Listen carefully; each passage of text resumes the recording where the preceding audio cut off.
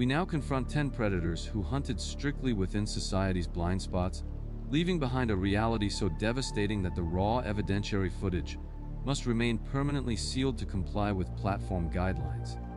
Stripped of that visual horror, we rely solely on the cold, undeniable facts to retrace the terrifying steps of killers who targeted those they believed no one would miss.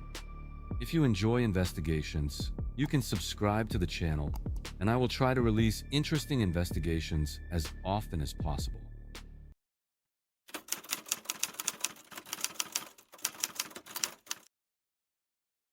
In the early 1980s, the Pacific Northwest was characterized by a rapidly expanding economic landscape that inadvertently cast long, dark shadows over its most marginalized populations, particularly along the bustling commercial corridors of South King County in Washington state. Specifically, the notorious stretch of Pacific Highway South, located near the Seattle-Tacoma International Airport, became a deeply entrenched transient hub, drawing in young runaways, displaced teenagers, and vulnerable women who were forced into street-level sex work simply to survive the harsh economic realities of the era. This specific demographic existed on the uncompromising fringes of society, living a transient lifestyle where changing precarious living arrangements, vanishing for weeks at a time without notifying friends, or severing all ties with immediate family members, was considered entirely routine and rarely raised immediate alarms with authorities. The inherent, daily danger of their precarious existence was severely compounded by a widespread societal indifference that systematically devalued their lives, making them the perfect targets for a calculating predator who fundamentally understood that their sudden absences would be met with bureaucratic apathy rather than urgent, large-scale police action. Law enforcement agencies at the time were largely unequipped, underfunded, and structurally disinclined to dedicate significant investigative resources to missing persons reports involving individuals with high-risk lifestyles, often officially dismissing their unexplained disappearances as voluntary relocations to entirely different jurisdictions. Consequently, a vast and entirely invisible hunting ground was established right in the open, heavily trafficked areas of the highway, where a predator could seamlessly blend in with the constant, anonymous stream of truckers, commuters, and interstate travelers passing through the damp region. The women and young girls who walked these perilous, rain-slicked streets were keenly aware of the severe physical dangers posed by violent, unpredictable clients, yet the necessity of securing their next meal or paying for temporary shelter forced them repeatedly into the passenger seats of strange, unfamiliar vehicles. They operated entirely outside the protective parameters of a traditional social safety net, completely lacking the necessary support systems, adequate legal recourse, or sustained communal advocacy that might have otherwise shielded them from such systematic, unrelenting exploitation. This environment of profound, systemic vulnerability was not merely a tragic backdrop but the fundamental, structural catalyst that allowed one of the most prolific serial killers in United States history to operate with terrifying impunity for decades. By specifically and methodically preying on those whom the broader, affluent public actively chose to ignore, the killer expertly ensured that his meticulously calculated crimes remained completely submerged beneath the surface of a society that was purposefully looking the other way. The fragile equilibrium of this forgotten underclass was irreparably shattered in the late summer of 1982, when the murky, freezing waters of the Green River began to yield the terrifying, undeniable evidence of a methodical, large-scale slaughter. On August 15, 1982, an individual casually rafting down the river made the grim, traumatic discovery of a deceased young woman submerged beneath the surface, an event that initially seemed to local patrolmen like an isolated tragedy, but quickly cascaded into a sustained, regional nightmare. Within mere hours of this initial recovery, specialized law enforcement dive teams and armed officials thoroughly searching the immediate vicinity uncovered two more severely decomposed bodies hidden in the dense, overgrown vegetation along the muddy riverbanks. The victims were quickly and definitively identified through dental records as Wendy Lee Caulfield, Deborah Lynn Bonner, and Marcia Faye Chapman, all young women who had documented histories of running away from home and had been well known by local vice squads to frequent the dangerous strip of Pacific Highway South. Rigorous forensic examinations of the recovered remains by the King County Medical Examiner's Office indicated that the women had been manually or ligaturally strangled to death. A deeply personal, hands-on method of murder that strongly suggested the killer possessed significant physical strength and a profound psychological need for total domination. The deliberate, highly calculated placement of the bodies in and around the flowing river was a strategic tactical decision by the perpetrator, effectively washing away crucial microscopic forensic evidence, drastically accelerating the natural decomposition process, and severely hindering the initial, critical stages of the police investigation. The sudden discovery of multiple bodies within such a concentrated, specific geographical area, all sharing identical victimology and methods of disposal, definitively proved to veteran detectives that a highly organized and terrifyingly efficient serial predator was actively operating and hunting in the Seattle metropolitan region. This grim inciting incident forced local municipal authorities to immediately confront the undeniable, horrifying reality that the marginalized women they had previously overlooked or dismissed were being systematically stalked, abducted, and violently discarded like completely worthless refuse.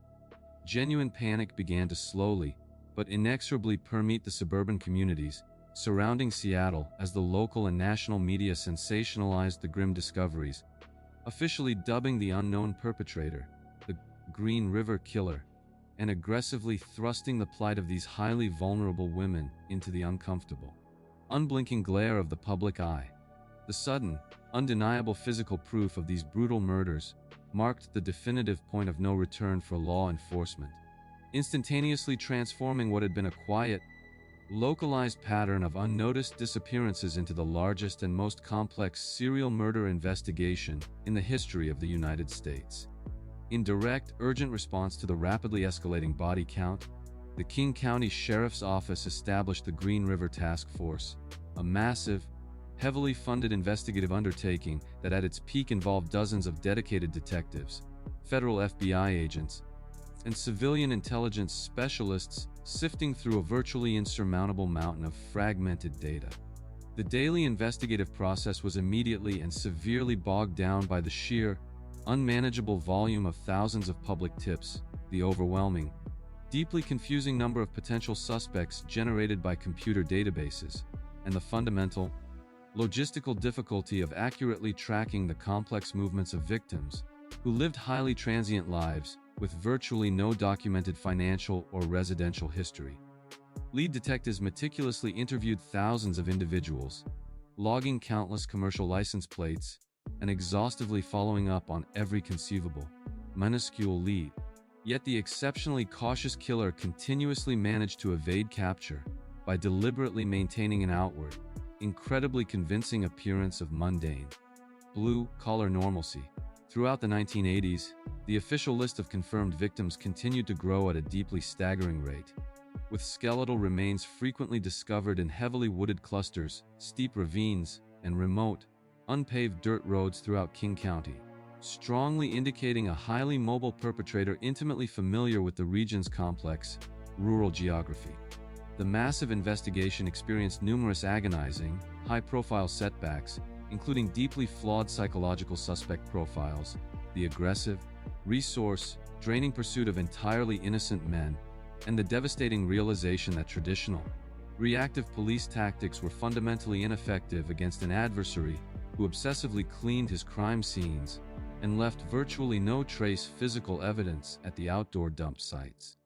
Among the literally thousands of local men rigorously questioned was a quiet commercial truck painter named Gary Ridgway, who was initially brought to the direct attention of authorities in 1983 precisely because his dark, colored vehicle had been frequently spotted by undercover vice units in the specific areas where the victims were known to aggressively solicit. Ridgway was formally interviewed by veteran task force detectives, willingly administered a polygraph test which he ostensibly and remarkably passed without triggering deception indicators, and was subsequently dismissed as a highly viable suspect, allowing him to quietly slip back into society and continue his horrific, unseen crimes completely uninterrupted. By 1987, Highly suspicious authorities crossed paths with Rigway once again, aggressively executing a comprehensive search warrant on his primary residence and personal vehicles, during which they took the remarkably crucial, forward-thinking step of obtaining a physical saliva sample from him. Although forensic science at the time completely lacked the advanced capability to genetically link it to the outdoor crimes. As the turbulent 1980s slowly bled into the 1990s, the active verifiable murders appeared to abruptly cease, and the highly expensive Green River Task Force was gradually and controversially dismantled due to severe budgetary constraints and a total lack of actionable leads, leaving shattered families completely devastated and the numerous cases entirely cold. For nearly 2 agonizing decades, the sprawling, unprecedented investigation existed in a persistent state of suspended animation, consisting of a massive, heavily guarded archive of boxed paper files and forgotten names that served as a haunting, physical testament to the strict limitations of 20th century law enforcement and the enduring, unhealed trauma of the victims' families. The excruciating, seemingly permanent stalemate of the legendary Green River investigation was finally and permanently broken in 2001, not by a sudden, guilt-ridden confession or a miraculous eyewitness account, but through the quiet, relentless, and highly technical advancement of modern scientific methodology within a laboratory setting. Forensic genetic technology had evolved incredibly dramatically since the early, rudimentary days of the initial murders, specifically resulting in the highly specialized field of polymerase chain reaction, PCR and short tandem repeat, (STR) profiling, which allowed highly trained scientists to extract and accurately analyze microscopic, severely degraded biological samples that were completely undetectable by the crude methods available in the 1980s. Dr. Beverly Ray, a deeply dedicated and meticulous forensic scientist employed at the Washington State Patrol Crime Laboratory, recognized the unprecedented immense potential of this new technology and rigorously examined the meticulously preserved physical evidence originally collected from the earliest victims, discovered in the turbulent summer of 1982. Utilizing these highly advanced, state-of-the-art techniques, laboratory scientists successfully and definitively isolated a distinct, completely pure male DNA profile from previously untestable traces of seminal fluid carefully recovered from the remains of early victims Carol Ann Christensen, Marcia Faye Chapman, and Cynthia Haynes. Thrilled investigators immediately turned their urgent attention back to the vast, dusty archives of the dormant Green River Task Force, specifically and purposefully retrieving the crucial physical saliva sample that had been deliberately collected from Gary Ridway back in 1987 and meticulously preserved in specialized cold storage for over 14 long years. When Ridway's biological sample was expertly processed and subsequently run through the laboratory's modern analytical equipment, the complex genetic markers aligned perfectly with the highly degraded DNA profile successfully extracted from the victims, providing undeniable, mathematically certain, and legally bulletproof proof of his direct, physical involvement in the brutal murders. This monumental, historically significant scientific breakthrough instantly and completely transformed Ridway from an obscure, forgotten name deeply buried in thousands of paper files into the prime suspect of the most notorious, highly publicized, unresolved serial killer case in American history. On November 30, 2001, a heavily armed, highly coordinated task force team of veteran law enforcement officers rapidly descended upon Ridway, precisely as he was leaving the Kenworth truck manufacturing plant in Renton, Washington, where he had been gainfully employed for decades, abruptly and permanently terminating his 30-year facade of a quiet, completely unremarkable civilian life. The absolute climax of the agonizing decades-long nightmare was ironically defined by this remarkably unceremonious, quiet arrest in a factory parking lot, completely devoid of the dramatic, explosive physical confrontations often heavily depicted in fictional media, yet carrying the profound, immense weight of a legal justice heavily delayed for nearly 20 devastating years. The indisputable, scientifically rigorous DNA evidence completely and irreversibly cornered Ridway, effectively and instantly stripping away his carefully constructed, decades-old alibis and forcing him violently into an inescapable, grim legal reality where he would finally be held completely accountable for the immense, unimaginable suffering he had methodically inflicted upon the vulnerable women of the Pacific Northwest. Faced with scientifically irrefutable genetic evidence that virtually guaranteed a highly publicized capital murder conviction and a subsequent trip to the execution chamber, Gary Ridgway and his frantic defense team immediately sought a desperate legal avenue to permanently spare his life from the lethal injection protocol mandated by Washington state. In a highly controversial, heavily debated, and deeply agonizing legal maneuver authorized by local prosecutors, Ridgway entered into a comprehensive, incredibly strict plea agreement, legally agreeing to provide full, unmitigated, and heavily detailed confessions to all of his historic crimes and to personally,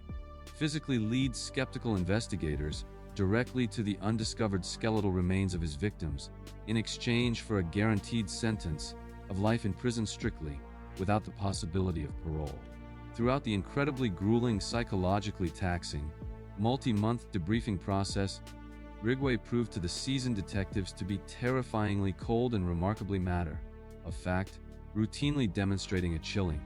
nearly photographic memory for the specific geographical locations of the outdoor murders, while simultaneously and disturbingly exhibiting a complete,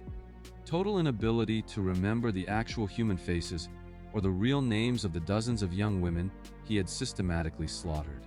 Ultimately, in late 2003, Gary Ridgway officially and publicly pleaded guilty in a heavily guarded courtroom to 48 separate counts of aggravated first-degree murder, permanently cementing his grim, historical status as the most prolific convicted serial killer in the entire recorded history of the United States, even though he casually and callously admitted to stunned investigators that the true, actual number of his victims likely exceeded 70 or more. At his heavily attended, highly emotional sentencing hearing, the profound, unquantifiable agony of the numerous victims' families was placed on full, heart-wrenching,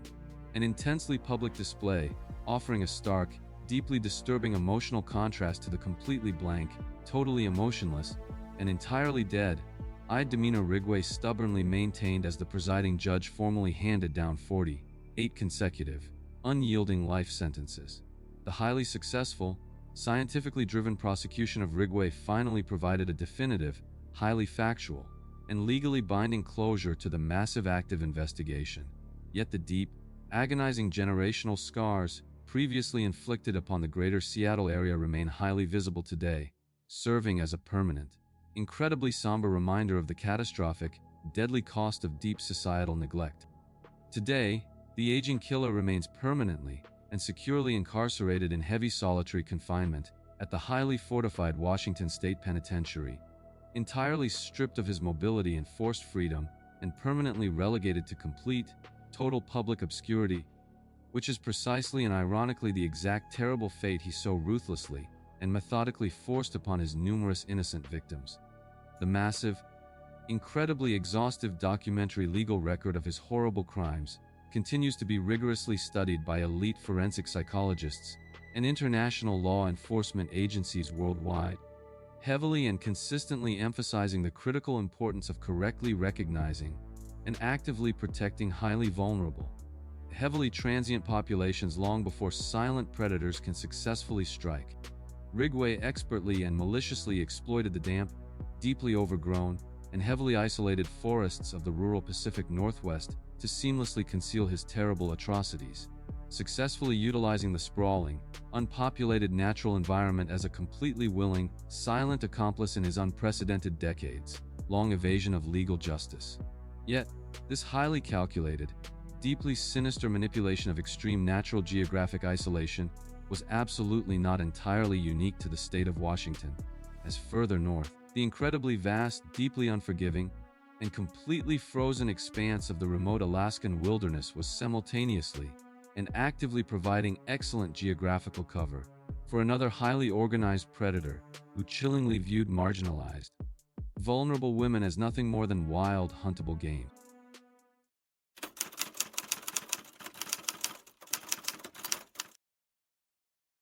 During the massive economic upheaval of the 1970s, the remote and unforgiving landscape of Alaska experienced a sudden,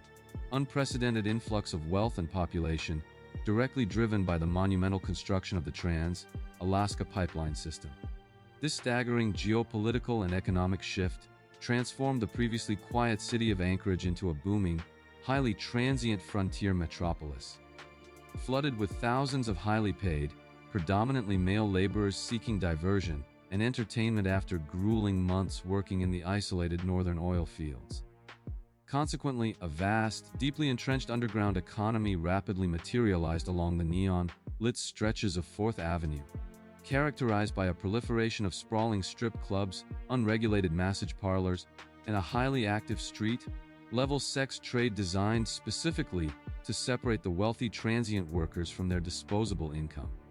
Drawn by the heavily exaggerated promises of immediate financial prosperity and the allure of starting over in a completely unregulated environment,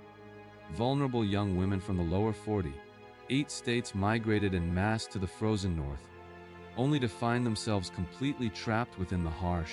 uncompromising realities of the nocturnal vice industry. These women operated in a permanent state of severe structural vulnerability, entirely severed from their traditional familial support networks, and heavily reliant on a deeply dangerous,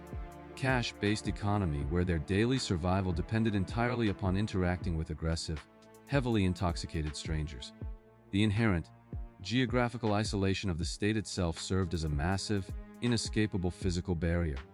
making it financially impossible for these economically marginalized women to simply purchase a commercial flight back home when the crushing reality of their dangerous circumstances became undeniably apparent.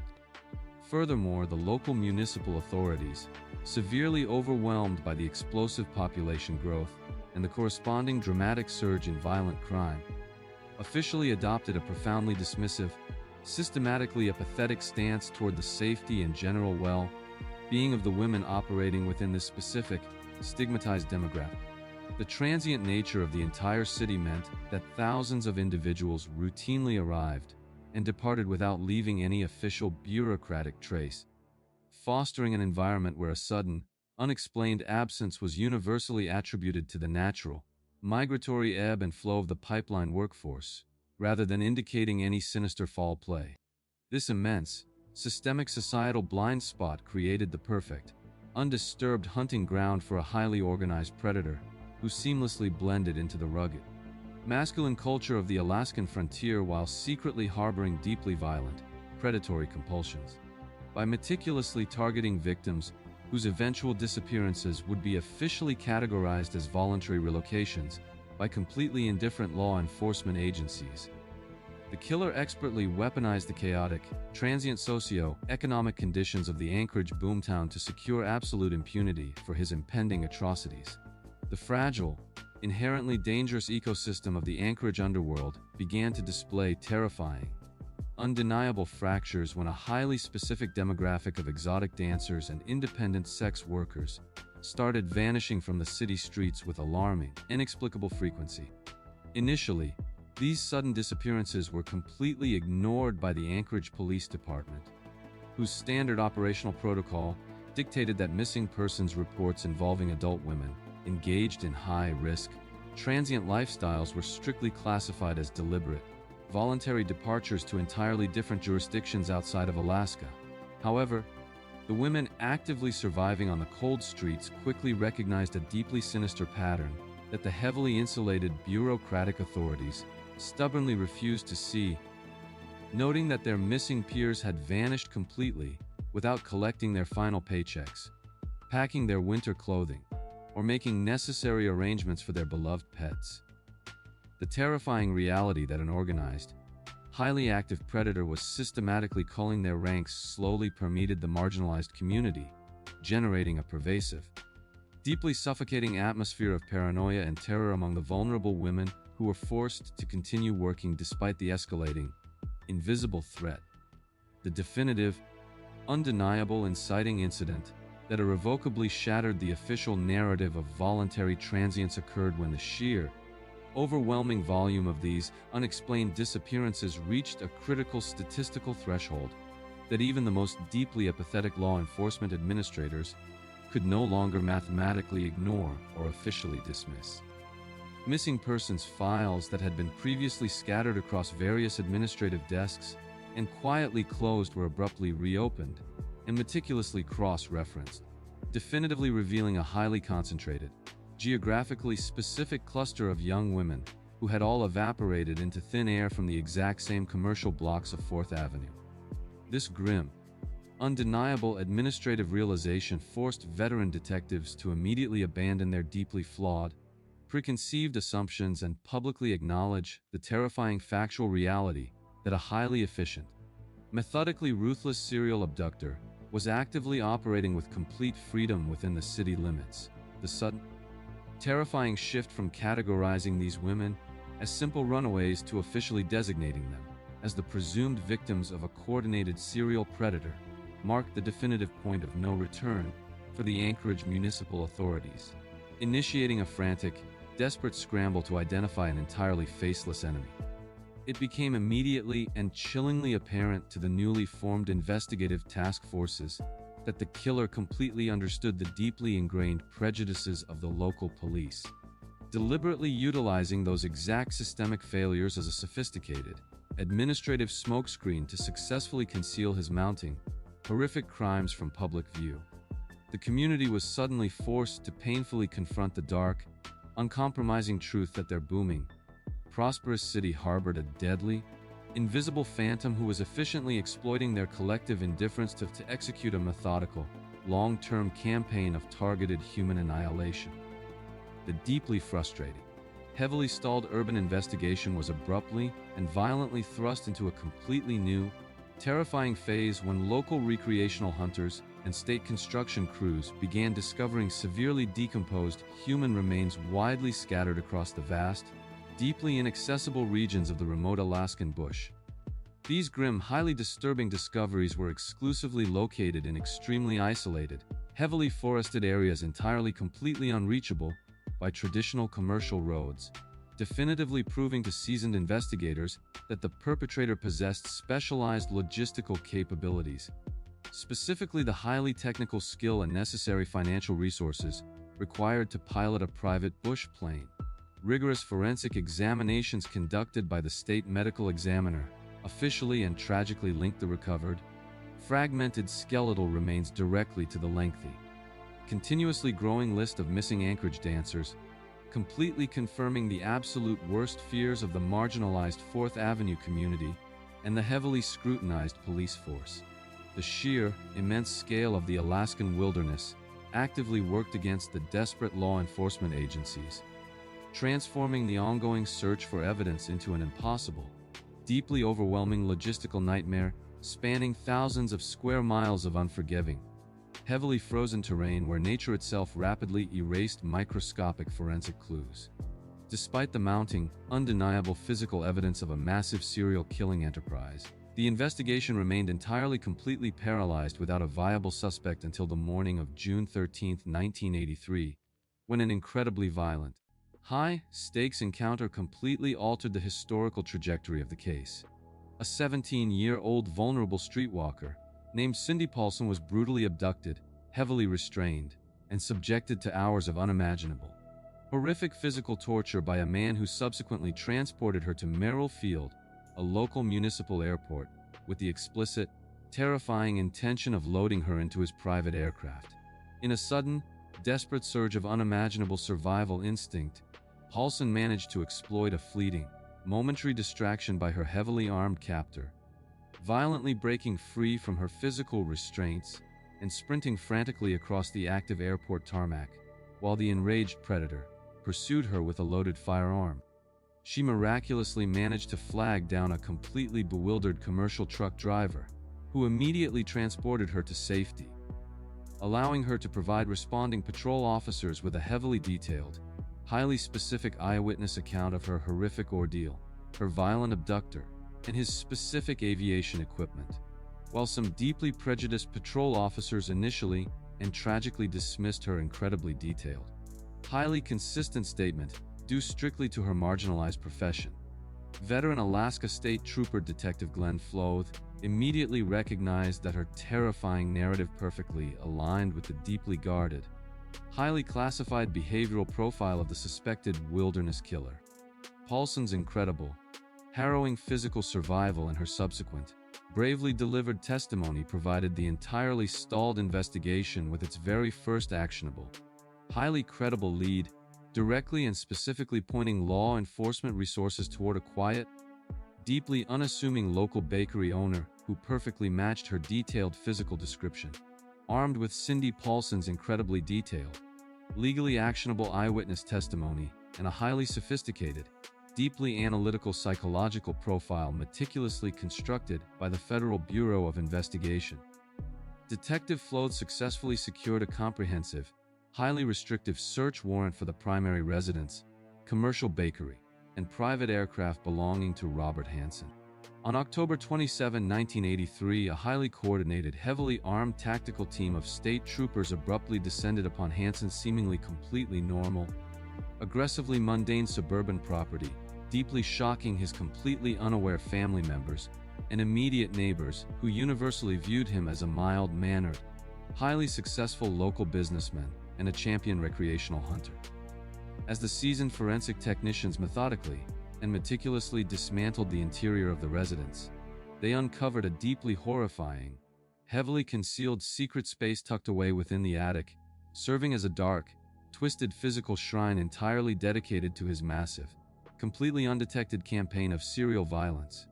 Investigators systematically cataloged an immense, deeply disturbing cache of physical evidence, including dozens of highly specific pieces of personalized jewelry definitively belonging to the missing Anchorage women, functioning as macabre, undeniable physical trophies explicitly kept by the killer to continuously relive his terrifying crimes. Furthermore, the extensive search resulted in the critical recovery of multiple high-powered hunting rifles, specifically including a customized .223 caliber weapon that specialized state ballistic experts definitively and scientifically matched to the fatal,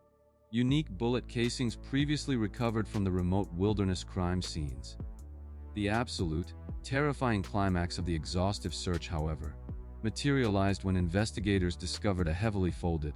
meticulously detailed private aviation map deliberately concealed behind the headboard of Hansen's bed, revealing the true, unimaginable scale of his predatory, highly organized operations. This chilling, highly clinical geographical document was methodically marked with dozens of specific, deeply isolated red marks completely corresponding to the precise, exact geographic coordinates where the previously recovered bodies had been found, effectively providing law enforcement with a literal, completely undeniable blueprint of his vast, frozen graveyard. The sudden, overwhelming convergence of Paulson's highly accurate testimony, the undeniable physical trophies, the scientifically matched ballistic evidence, and the completely incriminating aviation map entirely shattered Hansen's carefully constructed, decades-old facade of a stuttering, completely harmless, and entirely compliant local baker. Confronted with an insurmountable, totally inescapable mountain of scientifically bulletproof physical evidence, gathered entirely from his own private residence, the previously evasive killer's psychological defenses completely and permanently collapsed, violently forcing him into a corner from which neither his wealth nor his deceptive charm could possibly secure an escape. This monumental, highly dramatic turning point in the investigation decisively ended Hansen's terrifying reign of terror,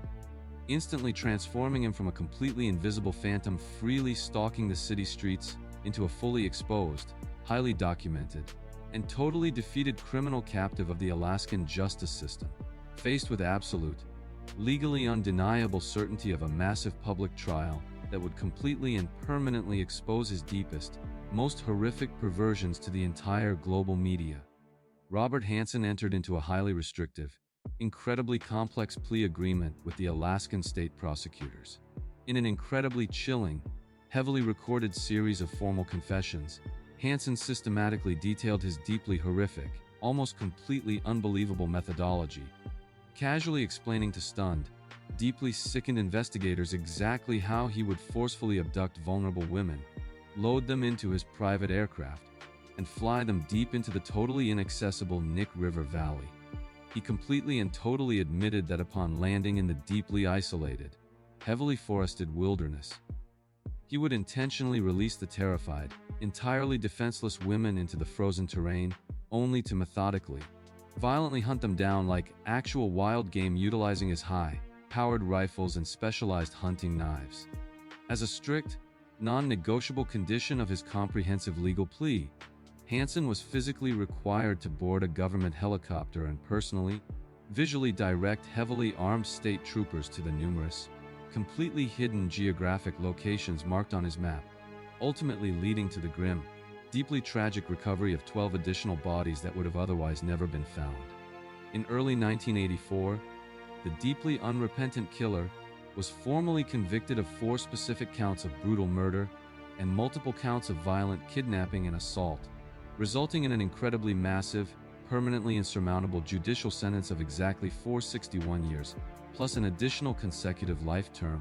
completely guaranteeing he would permanently die behind concrete walls. The sudden, incredibly final resolution of the highly publicized Butcher Baker case sent massive, deeply traumatic shockwaves throughout the previously booming Anchorage community, violently shattering the romanticized, deeply held illusion of the completely safe, ruggedly independent Alaskan frontier and forcing a painful, deeply necessary reckoning regarding the systematic mistreatment of marginalized women. Hansen was permanently and entirely removed from the vast, open skies he had violently weaponized, transferred into the highly restricted, totally artificial environment of a maximum security federal penitentiary, where his health steadily deteriorated until his ultimate, unceremonious death in 2014,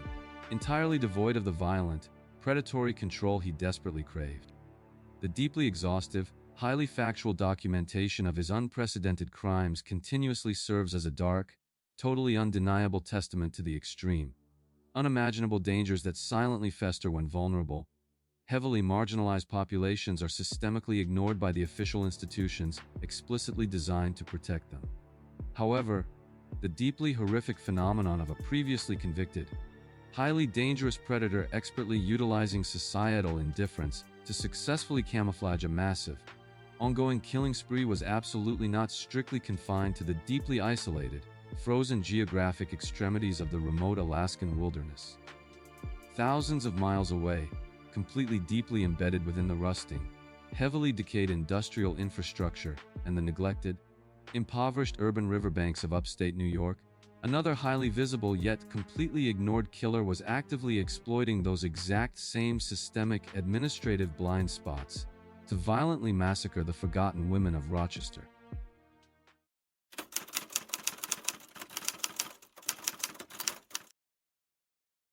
In the late 1980s, the previously prosperous industrial city of Rochester, New York, was undergoing a severe,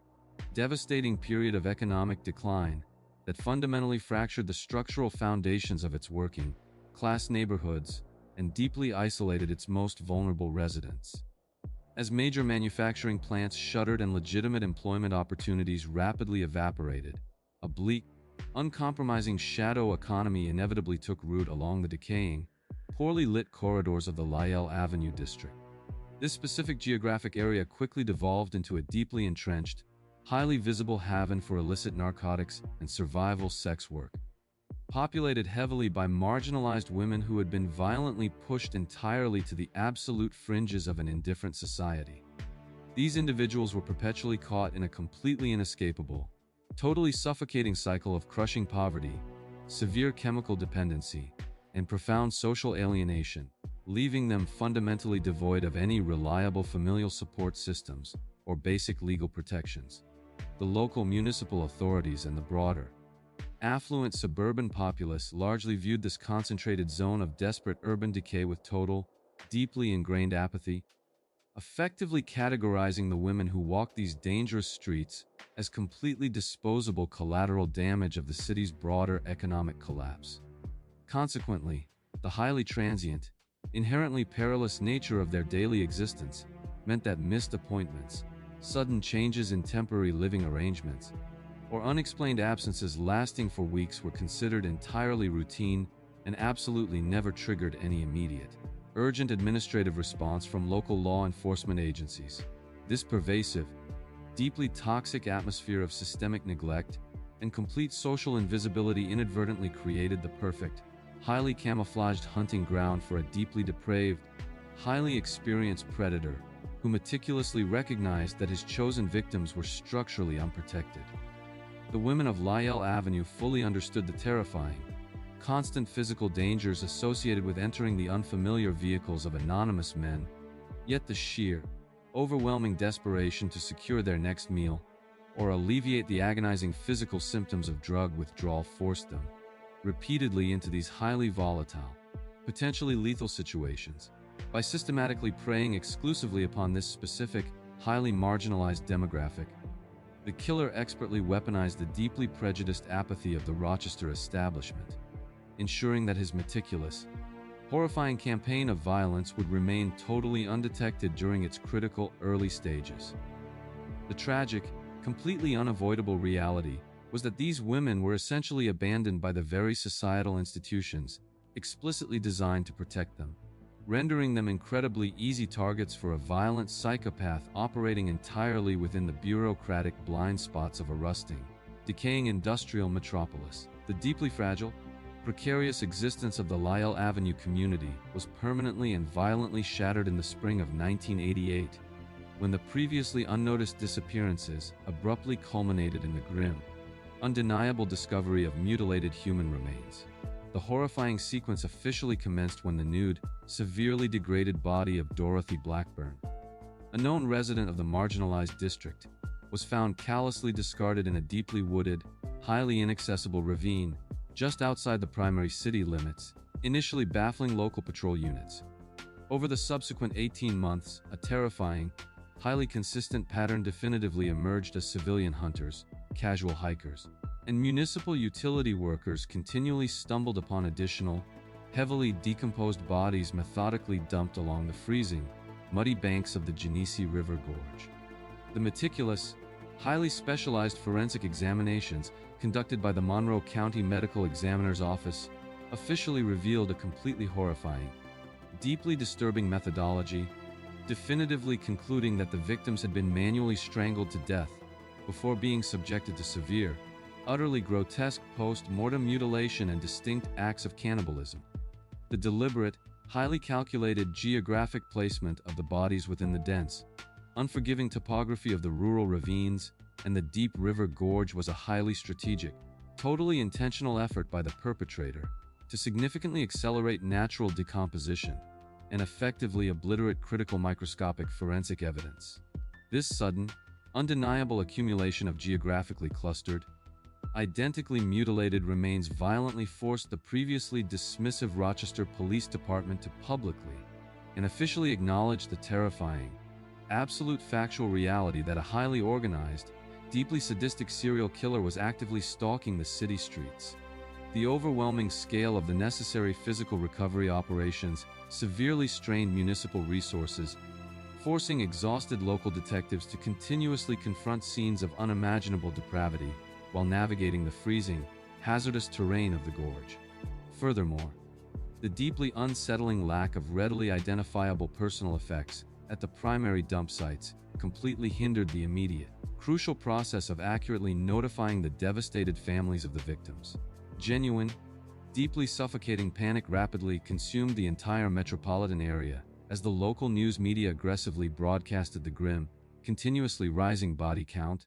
officially and permanently dubbing the unknown assailant the Genesee River Killer, while severely criticizing the slow, initially completely uncoordinated police response. The undeniable physical proof of these brutally savage murders marked the definitive, total point of no return for the local authorities, instantaneously transforming what they had initially categorized as routine, unrelated urban tragedies into the most urgent, highly publicized, and fiercely scrutinized homicide investigation in the history of upstate New York. The sudden realization that a highly efficient, methodically ruthless predator was utilizing the natural, geographic features of the river basin as a massive, completely open-air graveyard initiated a frantic, desperate scramble to identify a killer who seemed entirely capable of operating with total, undisturbed invisibility. In a desperate, highly coordinated effort to halt the relentless slaughter, local, state, and federal law enforcement agencies rapidly formed a massive, heavily funded multi-jurisdictional task force, dedicating unprecedented financial and personnel resources to identifying the elusive Genesee River killer. Veteran detectives meticulously interviewed hundreds of known sex workers, rigorously logged thousands of suspicious license plates recorded in the Lyell Avenue district, and systematically deployed numerous undercover female officers as highly visible decoys along the deeply dangerous, poorly lit street corners. Despite this massive, overwhelming show of official police force and the widespread, completely paralyzing terror gripping the entire community, the highly cautious killer continuously managed to evade capture by maintaining a completely unassuming, totally mundane outward appearance that entirely defied traditional, sensationalized criminal profiles. The most terrifying, deeply tragic systemic failure of the entire investigation was the absolute, horrifying reality that the perpetrator, Arthur Shawcross, was already a documented,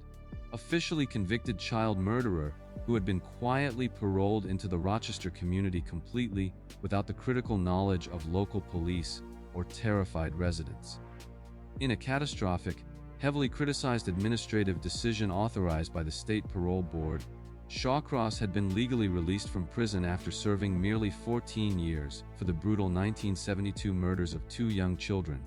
Jack Blake and Karen Hill, largely due to heavily sealed psychiatric evaluations that falsely deemed him totally rehabilitated and completely harmless. Allowed to seamlessly integrate into a completely unsuspecting neighborhood, the deeply disturbed, highly dangerous killer effortlessly maintained the completely deceptive facade of a mild-mannered, highly compliant older man, holding various mundane odd jobs and frequently eating at popular local diners while secretly, methodically executing a massive, 12-person killing spree. The killer's completely unmonitored movements throughout the city clearly demonstrated the total inadequacy of contemporary parole supervision protocols when applied to individuals possessing deep-seated, violently psychopathic compulsions. Consequently, the massive law enforcement apparatus remained entirely focused on compiling theoretical behavioral profiles, while the actual, heavily documented murderer continued his daily routine completely undisturbed. The deeply flawed, heavily compartmentalized bureaucratic system entirely failed to connect the highly publicized, brutal murders of the marginalized streetwalkers with the quiet, highly documented paroled child killer residing freely among them, allowing Shawcross to confidently pass through numerous routine police checkpoints completely entirely without raising any definitive suspicion. As the official, confirmed body count continuously climbed higher and higher, the severely overwhelmed investigators found themselves deeply trapped in a completely agonizing, totally fruitless pursuit of a terrifying phantom, completely unaware that their primary target was legally and officially supervised by their own state government. This profound, totally unacceptable administrative blind spot allowed Shawcross to hunt with absolute, terrifying impunity, exploiting the total lack of communication between the state correctional system and local law enforcement to orchestrate a methodical, deeply savage campaign of violence that totally paralyzed an entire American city. The agonizing, heavily stalled investigation finally reached its totally definitive, highly dramatic climax during the freezing, brutally cold winter of early January 1990. Not through a brilliant administrative deduction, but entirely due to a covert, highly strategic tactical operation executed by local law enforcement. Following the completely devastating, heart-wrenching discovery of the remains belonging to the latest known victim, June Cicero, dedicated task force commanders made the highly crucial, forward-thinking decision to implement a massive, continuous aerial surveillance operation directly over the remote, completely frozen terrain of the Genesee River Gorge. Utilizing a highly specialized, entirely unmarked police helicopter equipped with advanced optical technology, observant aerial officers meticulously monitored the completely isolated, heavily wooded dump site, specifically theorizing that the deeply deranged killer might possess a psychological compulsion to return to the geographic location of his brutal crimes. On the freezing afternoon of January 3, the deeply patient, highly vigilant flight crew suddenly observed a completely solitary, heavily bundled male figure slowly emerging from a seemingly unremarkable, completely mundane vehicle and purposefully descending into the treacherous, Heavily snow-covered ravine directly toward the concealed location of the victim's remains. The highly trained officers in the helicopter directly observed the suspect standing directly over the specific, totally hidden crime scene, engaging in highly suspicious, deeply disturbing behaviors that definitively and immediately linked him to the fresh, physically intact physical evidence that only the true perpetrator could possibly identify. The seamless, highly effective communication between the aerial surveillance team and the rapidly advancing ground units represented a masterclass in modern, entirely factual police coordination. The total inability of the killer to physically escape the highly restrictive perimeter officially marked the absolute cessation of his meticulously planned, deeply violent nighttime excursions. Recognizing the total, absolute operational significance of this sudden, undeniable visual confirmation, the tactical flight coordinators immediately and urgently directed numerous, heavily armed ground units to rapidly converge on the isolated bridge and completely seal off all potential escape routes leading away from the gorge. As Shawcross casually returned to his vehicle and attempted to slowly drive away from the frozen riverbank, he was suddenly, violently intercepted by a massive, highly coordinated swarm of marked police cruisers and totally surrounded by heavily armed detectives who forcibly removed him from the driver's seat. Confronted instantly with the absolute, mathematically undeniable physical reality of his total, unquestionable presence at the highly secret, completely unpublicized location of a murdered victim, Shawcross was completely and totally cornered, abruptly bringing an end to his terrifying, years-long reign of invisible, methodical slaughter. This incredible, highly cinematic apprehension permanently and irreversibly shattered the killer's entirely fabricated, highly deceptive facade of absolute normalcy, instantly transforming the quiet, seemingly harmless local parolee into the fully exposed, undeniably guilty monster solely responsible for the greatest criminal tragedy in the history of Rochester. Once heavily secured within the sterile, highly intimidating confines of the police interrogation room, the completely cornered, completely defeated Arthur Shawcross rapidly abandoned his initial, weak denials and casually, almost boastfully confessed to the horrific, methodical murders of 11 women within the Rochester area. The subsequent, totally undeniable public revelation that the deeply feared Genesee River killer was, in fact, an officially paroled, highly documented child murderer who had been legally released into an unsuspecting community triggered an absolute, completely overwhelming explosion of profound public outrage and intense, heavily sustained political scrutiny.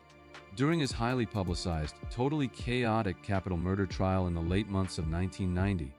Shawcross and his deeply desperate legal defense team mounted a highly controversial, heavily scrutinized psychiatric defense, attempting to legally excuse his extreme, methodical violence by claiming completely fabricated post-traumatic stress disorder from military service in Vietnam, severe traumatic brain injury, and entirely unproven genetic abnormalities. This highly elaborate, deeply cynical attempt to completely evade ultimate legal accountability was systematically, expertly,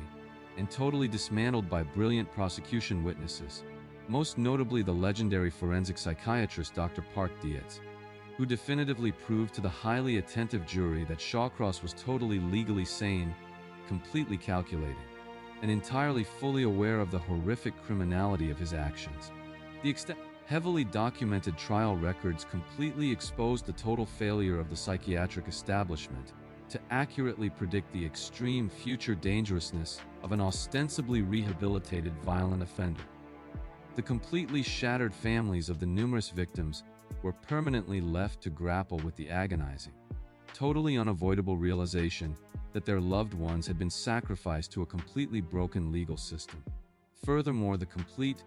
heavily analyzed timeline of his horrific actions continuously serves as a highly mandatory case study for modern law enforcement regarding the extreme dangers of inter-agency communication failures.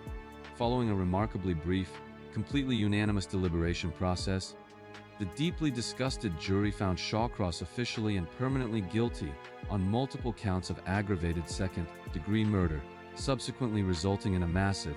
totally insurmountable judicial sentence of exactly 250 years in maximum security prison. The totally remorseless, deeply sadistic killer was permanently removed from completely civil society, spending the remaining decades of his completely miserable existence entirely locked away within the heavily fortified concrete walls of the Sullivan Correctional Facility until his totally unceremonious, completely unmourned death from cardiac arrest in the year 2008. The profound, utterly devastating tragedy of the entire Genesee River killer case strictly remains a deeply haunting, completely unforgettable historical testament to the fatal, utterly catastrophic consequences of severe administrative secrecy and the terrible, totally unacceptable price paid by marginalized women when bureaucratic systems entirely fail, moving drastically away from the freezing, completely isolated, and heavily industrial riverbanks of upstate New York. Another highly prolific, completely remorseless predator was simultaneously and actively operating within the suffocating, totally chaotic, and heavily neon-lit grid of Times Square, violently exploiting the massive, deeply confusing jurisdictional boundaries of the entire metropolitan area.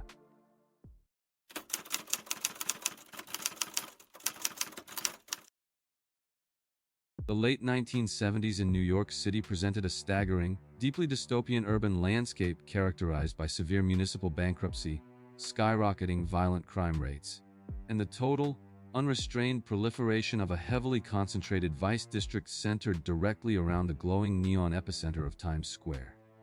This chaotic, deeply dangerous geographical zone fundamentally operated as an entirely unregulated, totally predatory shadow economy, purposefully drawing in thousands of vulnerable, economically desperate runaways and marginalized women who were actively seeking basic survival on the unforgiving asphalt. Within this suffocating, heavily transient environment, street-level sex workers were permanently subjected to an environment of absolute physical peril, functioning entirely outside the protective parameters of conventional law enforcement and traditional familial safety nets. The local municipal authorities, severely overwhelmed by an unprecedented epidemic of violent urban crime and drastically hampered by devastating budget cuts, officially adopted a profoundly apathetic, systematically indifferent posture toward the daily survival of the women operating within this specific, highly stigmatized demographic. The sheer, overwhelming volume of transient individuals constantly passing through the crowded,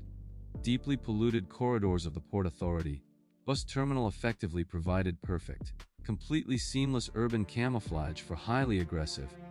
seasoned predators who meticulously recognized that their chosen targets lacked any structural protection. The women who walked these dangerous, trash-strewn streets were acutely aware that their daily existence required constantly entering the locked, unfamiliar hotel rooms of totally anonymous men, a terrifying reality fundamentally dictated by the severe economic desperation of their marginalized circumstances. By systematically preying specifically upon individuals whose inevitable disappearances would be automatically categorized as voluntary transients by a completely indifferent police force, an exceptionally organized, deeply sadistic predator could perfectly weaponize the bureaucratic apathy of the entire metropolitan establishment. The tragic, completely unavoidable reality of this era was that these women were essentially abandoned by the very societal institutions explicitly designed to protect them, leaving them incredibly vulnerable to a highly mobile, totally merciless killer operating seamlessly within the chaotic blind spots of a massive metropolis. The inherent, daily danger of their precarious existence was severely compounded by a widespread societal indifference that systematically devalued their lives,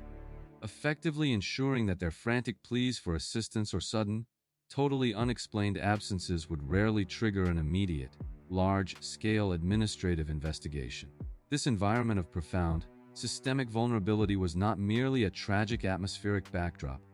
but the fundamental, structural catalyst that allowed an incredibly prolific serial killer to orchestrate a terrifying,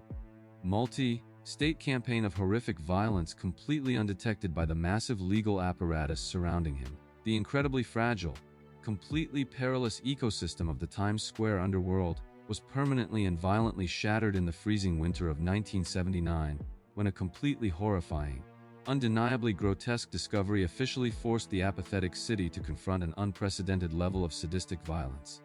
On the chilling morning of December 2, 1979, the highly panicked staff at the heavily trafficked Travel Inn Motor Hotel, located just blocks from the bustling center of Times Square,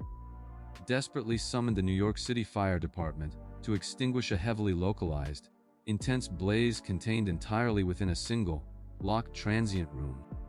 Upon breaching the heavily fortified door and successfully suppressing the thick, suffocating smoke, first responders were violently confronted with an incredibly gruesome, totally apocalyptic crime scene that completely defied the standard, expected parameters of typical urban homicides. The severely burned, heavily degraded remains of two young women were discovered meticulously positioned on the bed, but local homicide detectives were immediately paralyzed by the terrifying, mathematically undeniable reality that both victims had been methodically decapitated and cleanly dismembered,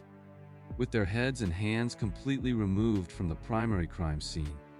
The deliberate, highly calculated removal of these specific physical appendages was a highly strategic, totally intentional effort by the perpetrator to significantly hinder visual identification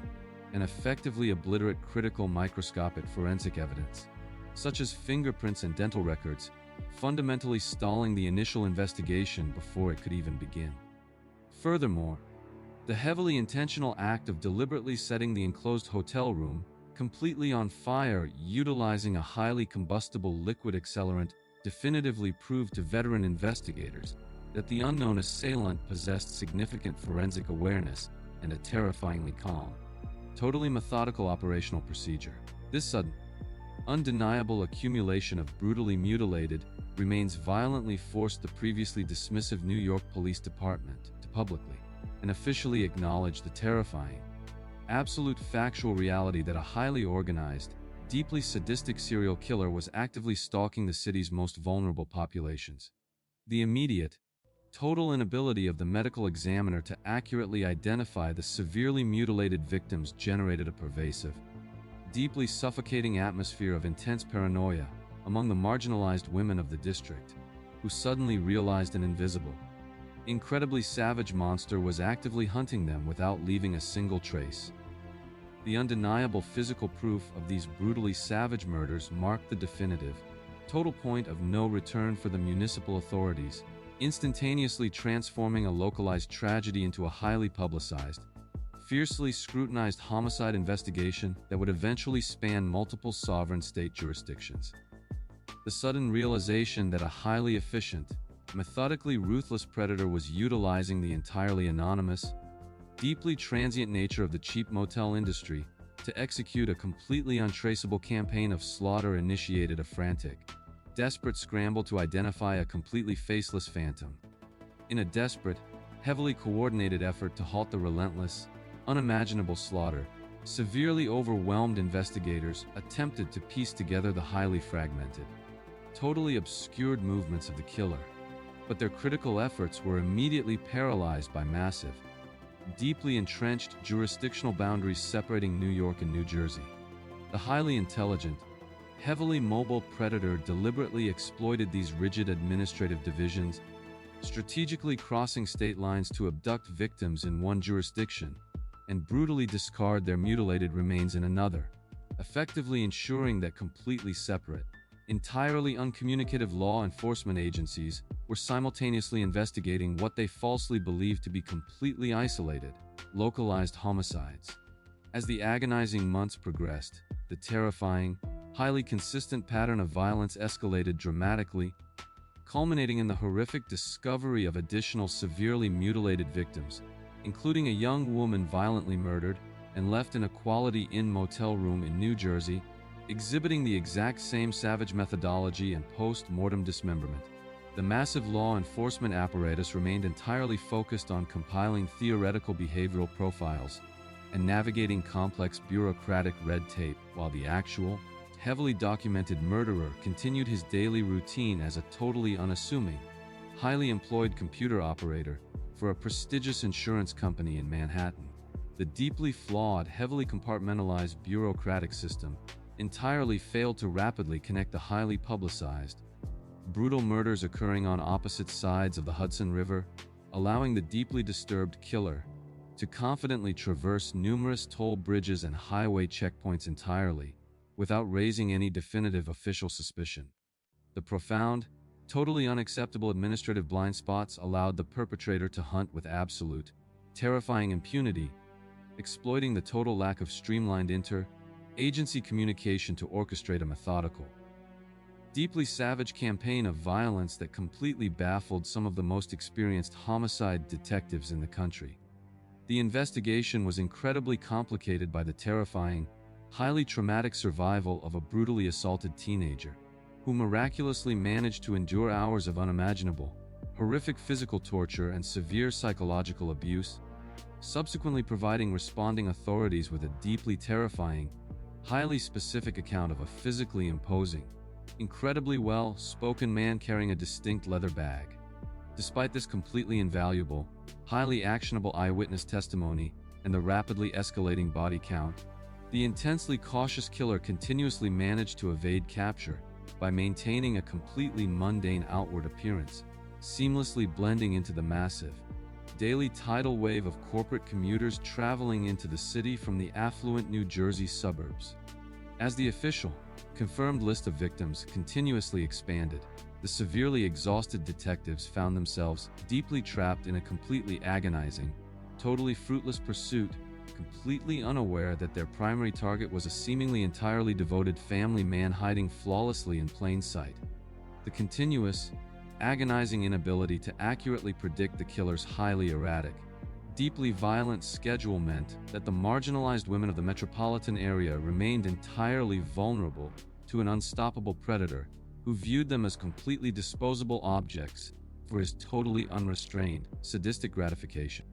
The agonizing, heavily stalled multi-state investigation finally reached its totally definitive, highly dramatic climax during the early spring of May 1980, not through an exhaustive, methodical forensic breakthrough, but entirely due to a frantic, incredibly violent interruption of an active, unfolding atrocity. On the chaotic evening of May 5, 1980, the deeply terrifying reign of the torso killer was abruptly terminated at a heavily populated Quality Inn motel situated along a busy commercial highway in Hasbrouck Heights,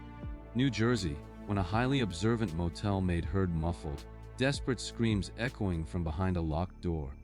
Recognizing the immediate, totally undeniable sound of extreme human suffering, the courageous employee urgently alerted the motel management, who immediately dispatched local patrol officers to forcefully investigate the suspicious room, totally unaware they were about to intercept one of the most dangerous serial killers in American history. As the heavily armed, highly vigilant patrol officers rapidly approached the designated room and aggressively demanded immediate entry, the heavily fortified door was violently thrown open, and a physically imposing, highly panicked man sprinted frantically down the enclosed motel corridor in a desperate, totally chaotic attempt to evade sudden capture. The intensely chaotic pursuit violently spilled into the public areas of the motel, completely shattering the quiet, mundane atmosphere as the completely cornered, heavily desperate suspect engaged in a massive, totally unrestricted physical struggle with the pursuing officers before being forcefully subdued and aggressively handcuffed to the floor. When backup units immediately breached the entirely destroyed, deeply chaotic motel room, they discovered 18-year-old Leslie Ann Odell severely beaten, heavily bound, and actively suffering from horrific torture, miraculously surviving the exact, highly specific preliminary rituals that had definitively preceded the brutal mutilations of all the previous victims. The completely seamless, highly effective apprehension of the suspect fundamentally rested on the immediate, undeniable physical recovery of his personal leather bag, meticulously abandoned in the room, which contained a deeply disturbing, highly incriminating arsenal of specialized torture devices, heavily modified handcuffs, and various lethal administrative tools completely identical to the horrific wounds observed on the deceased victims. The sudden, overwhelming convergence of the miraculous survivor's highly accurate testimony, the undeniable physical instruments of torture, and the totally incriminating circumstances of his violent flight entirely shattered the suspect's carefully constructed, years-long facade of a totally harmless, completely mundane corporate employee. Confronted instantly with the absolute, mathematically undeniable physical reality of his total, unquestionable presence at the highly secret, completely unpublicized location of a violently interrupted murder. Richard Cottingham was completely and totally cornered, abruptly bringing an absolute end to his terrifying, multi-state reign of invisible methodical slaughter. This incredible, highly dramatic apprehension permanently and irreversibly transformed the previously evasive killer from a completely invisible phantom, freely stalking the city streets, into a fully exposed, highly documented, and totally defeated criminal captive of the massive metropolitan justice system. Faced with absolute, legally undeniable certainty of a massive public trial that would completely and permanently expose his deepest, most horrific perversions to the entire global media, Richard Cottingham attempted an incredibly arrogant, totally futile legal defense against the insurmountable mountain of physical evidence violently seized from the New Jersey motel room. During his highly publicized, totally chaotic capital murder trials spanning multiple jurisdictions throughout the early 1980s, the completely shattered families of the numerous victims were forced to endure the agonizing, totally unavoidable realization that their loved ones had been sacrificed to a deeply sadistic predator who utilized a seemingly respectable, totally mundane corporate lifestyle to perfectly mask his monstrous nature. The extensive, heavily documented trial records completely exposed the total failure of separated municipal bureaucracies to accurately recognize and swiftly track a highly mobile, incredibly dangerous serial killer operating seamlessly across porous state borders. Following remarkably brief, completely unanimous deliberation processes in both New York and New Jersey, the deeply disgusted juries found Cottingham officially and permanently guilty on multiple counts of aggravated second-degree murder, subsequently resulting in a massive, totally insurmountable judicial sentence of multiple consecutive life terms spanning hundreds of years. The totally remorseless, deeply sadistic killer was permanently removed from completely civil society, spending the remaining decades of his completely miserable existence entirely locked away within the heavily fortified concrete walls of the New Jersey state prison system, entirely stripped of the total, violent control he desperately craved. In recent years, the aging, completely incarcerated killer has continuously and methodically provided highly detailed, totally verifiable confessions to numerous additional cold case homicides heavily dating back to the late 1960s, permanently cementing his grim, historical status as one of the most prolific and deeply destructive serial murderers in the recorded history of the American Northeast. The profound, utterly devastating tragedy of the entire torso killer case strictly remains a deeply haunting, completely unforgettable historical testament to the fatal, utterly catastrophic consequences of severe jurisdictional divides and the terrible, totally unacceptable price paid by marginalized women when bureaucratic systems fail to adapt. However, the deeply horrific phenomenon of a highly functioning, heavily protected predator expertly utilizing systemic authority to successfully camouflage a massive, ongoing killing spree was absolutely not strictly confined to the bright, chaotic neon corridors of the American urban landscape. Thousands of miles away, completely deeply embedded within the freezing, heavily depressed industrial remnants of a collapsing post-Soviet state, another highly trusted, totally invisible killer was actively exploiting a completely corrupted law enforcement apparatus to violently massacre the vulnerable women of Russia.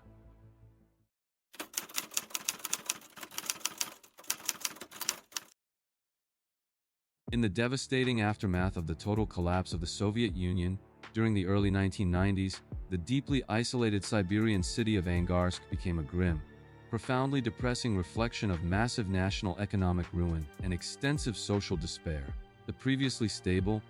highly structured state-run industrial complexes that had definitively provided reliable, lifelong employment for tens of thousands of local citizens were abruptly dismantled,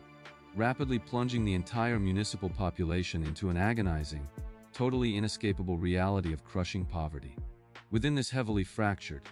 deeply chaotic societal framework, the severely overwhelmed local law enforcement apparatus was drastically underfunded, significantly corrupted, and fundamentally incapable of providing even basic physical security for ordinary civilians navigating the freezing, poorly lit urban landscape. Against this deeply suffocating backdrop of systemic decay, local women frequently sought brief, desperately needed moments of psychological escapism by attending late-night social gatherings, dimly lit local bars,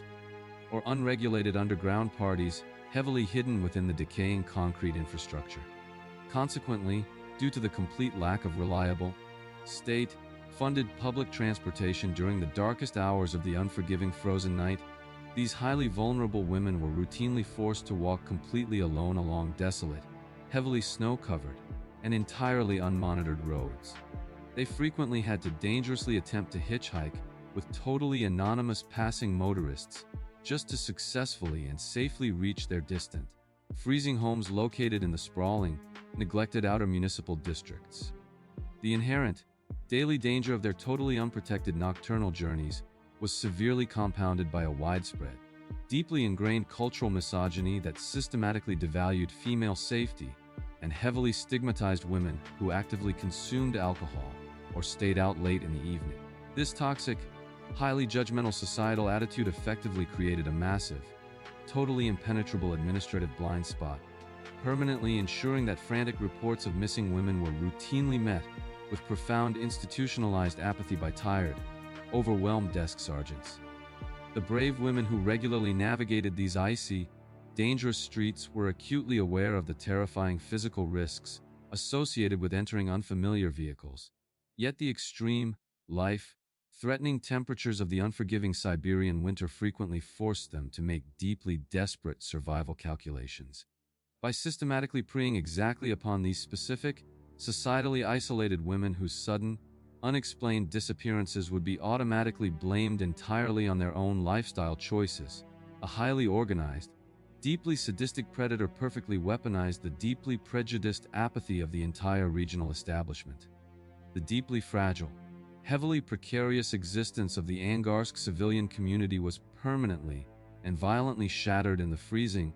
totally unforgiving winter months, when a completely horrifying series of physical discoveries officially forced the apathetic city to confront an unprecedented level of unchecked violence. The horrifying, totally undeniable sequence of events officially commenced when the severely degraded, brutally mutilated bodies of several young, local women were discovered completely abandoned in the dense, heavily snow-covered taiga forests, heavily surrounding the primary, developed city limits. Over the subsequent agonizing months, a terrifying, highly consistent pattern definitively emerged as local mushroom pickers, civilian weekend hunters, and municipal utility workers continually stumbled upon additional, heavily traumatized remains methodically dumped along freezing, highly isolated rural dirt roads. The meticulous, highly specialized, and deeply disturbing forensic examinations conducted by the Regional Medical Examiner's Office officially revealed a completely horrifying, undeniably sadistic methodology regarding the specific, calculated post-mortem treatment of the numerous recovered female bodies. These strict medical evaluations definitively concluded that the victims had been subjected to severe, utterly grotesque pre-mortem torture strictly involving an array of entirely unconventional, heavily damaging weapons, including heavy logging axes, specialized mechanical screwdrivers, and standard-issue police batons. The deliberate, highly calculated geographic placement of the heavily mutilated bodies within the totally unforgiving,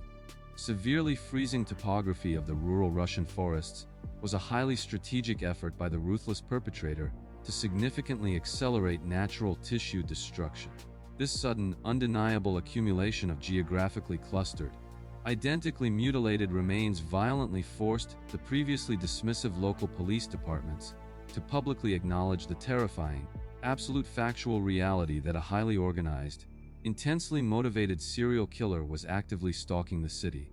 The overwhelming, massive scale of the necessary physical recovery operations severely strained the completely depleted municipal resources, forcing exhausted local detectives to continuously confront scenes of totally unimaginable depravity while navigating highly hazardous, freezing terrain. Furthermore, the totally intentional, deeply disturbing post-mortem mutilation heavily focused precisely on the victims' reproductive organs definitively proved to veteran criminal investigators that the unknown assailant possessed a deep-seated, violently psychopathic hatred directly targeted toward women he arbitrarily deemed entirely immoral. Genuine, deeply suffocating panic rapidly consumed the entire metropolitan area as the sparse local news media aggressively broadcasted the grim, continuously rising body count, officially dubbing the unknown, seemingly unstoppable assailant, the werewolf, while severely criticizing the incredibly slow police response. In a totally desperate, heavily coordinated, and highly publicized effort to rapidly halt the relentless, completely unimaginable slaughter, severely overwhelmed regional investigators urgently attempted to carefully piece together the highly fragmented, totally obscured movements of the highly elusive killer. However, their critical, deeply necessary efforts were immediately and permanently paralyzed by massive, deeply entrenched institutional corruption, extreme investigative incompetence, and a fundamental, highly destructive refusal to properly follow standard forensic operational protocols. The highly intelligent, heavily mobile predator deliberately exploited these massive bureaucratic failures, strategically utilizing his comprehensive, totally intimate knowledge of active police patrol routes and massive forensic blind spots to guarantee his horrific crimes remained totally unsolved. As the agonizing years violently progressed into the late 1990s and early 2000s, the terrifying, highly consistent pattern of totally unchecked violence escalated dramatically, culminating in the horrific, heartbreaking discovery of dozens of additional severely mutilated victims exhibiting the exact same savage methodology. The massive, deeply flawed regional law enforcement apparatus remained entirely focused on aggressively interrogating totally innocent, highly vulnerable local criminal suspects, while the actual, heavily documented mass murderer continued his totally undisturbed, highly respected daily professional routine. He was, in terrifying actual fact, operating successfully as a highly trusted, seemingly devoted senior lieutenant directly working within the very exact local Angarsk police department fundamentally tasked by the regional government with aggressively hunting down the elusive serial killer. The completely horrifying, entirely unthinkable realization eventually dawned on the utterly baffled, severely demoralized federal detectives that the totally invisible killer was actively utilizing an official, highly marked police cruiser and his legally issued law enforcement uniform to lure his deeply terrified victims. This profound, totally unacceptable administrative blind spot allowed Mikhail Popkov to hunt with absolute, terrifying impunity, exploiting the total, unquestioning trust automatically afforded by desperate citizens to a uniformed officer of the state to orchestrate a methodical, deeply savage campaign of violence. Despite the rapidly escalating, completely undeniable massive body count and the direct recovery of crucial, highly specific forensic tire tracks flawlessly matching official municipal police vehicles, the intensely cautious killer continuously managed to completely evade capture for over 2 decades. He successfully achieved this seemingly impossible evasion by actively participating in the very crime scene investigations of his own victims, deliberately altering critical, heavily sensitive physical evidence, and forcefully misleading his own exhausted, utterly desperate investigative colleagues. The deeply agonizing, totally stalled multi-decade investigation finally reached its totally definitive, highly dramatic climax during the early spring of 2012, not through an exhaustive, traditional detective methodology, but completely due to an unprecedented application of highly advanced forensic genetic technology. Following the devastating, totally undeniable, and highly publicized failure of the local Angarsk police department to generate a single, highly viable suspect after nearly 20 years of constant slaughter, specialized federal authorities from Moscow forcefully assumed absolute administrative control of the frozen investigation. Recognizing the highly terrifying statistical probability that the heavily experienced killer was definitively intimately connected to the local law enforcement infrastructure, the aggressive federal task force commanders made an incredibly controversial, deeply unpopular administrative decision. They officially and strictly mandated the immediate implementation of a massive, comprehensive DNA testing operation explicitly targeting absolutely every single current and former male police officer who had actively operated in the heavily scrutinized geographic region during the active timeline. Utilizing highly advanced, state-of-the-art polymerase chain reaction profiling, centralized laboratory scientists methodically analyzed thousands of freshly extracted biological samples, desperately hoping to finally identify a direct genetic match that had eluded traditional investigative work. They carefully compared these fresh, newly acquired samples against the minute, highly degraded traces of biological evidence miraculously preserved and previously recovered from 3 distinct, entirely separate historical crime scenes, strictly dating back to the earliest years of the brutal murders. For several highly tense, completely agonizing months, the massive genetic dragnet slowly processed the overwhelming volume of thousands of mandatory police samples, generating a pervasive atmosphere of intense paranoid suspicion throughout the entirely fractured regional police department. The absolute climax of the exhaustive scientific search abruptly materialized when the highly sophisticated laboratory equipment finally and definitively matched the deeply historical DNA profile recovered from the deceased victims directly to the legally mandated biological sample provided by the recently retired police lieutenant, Mikhail Popkov.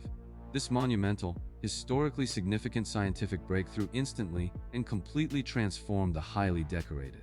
totally unsuspected former officer from an entirely invisible phantom freely walking the frozen streets into the mathematically undeniably guilty,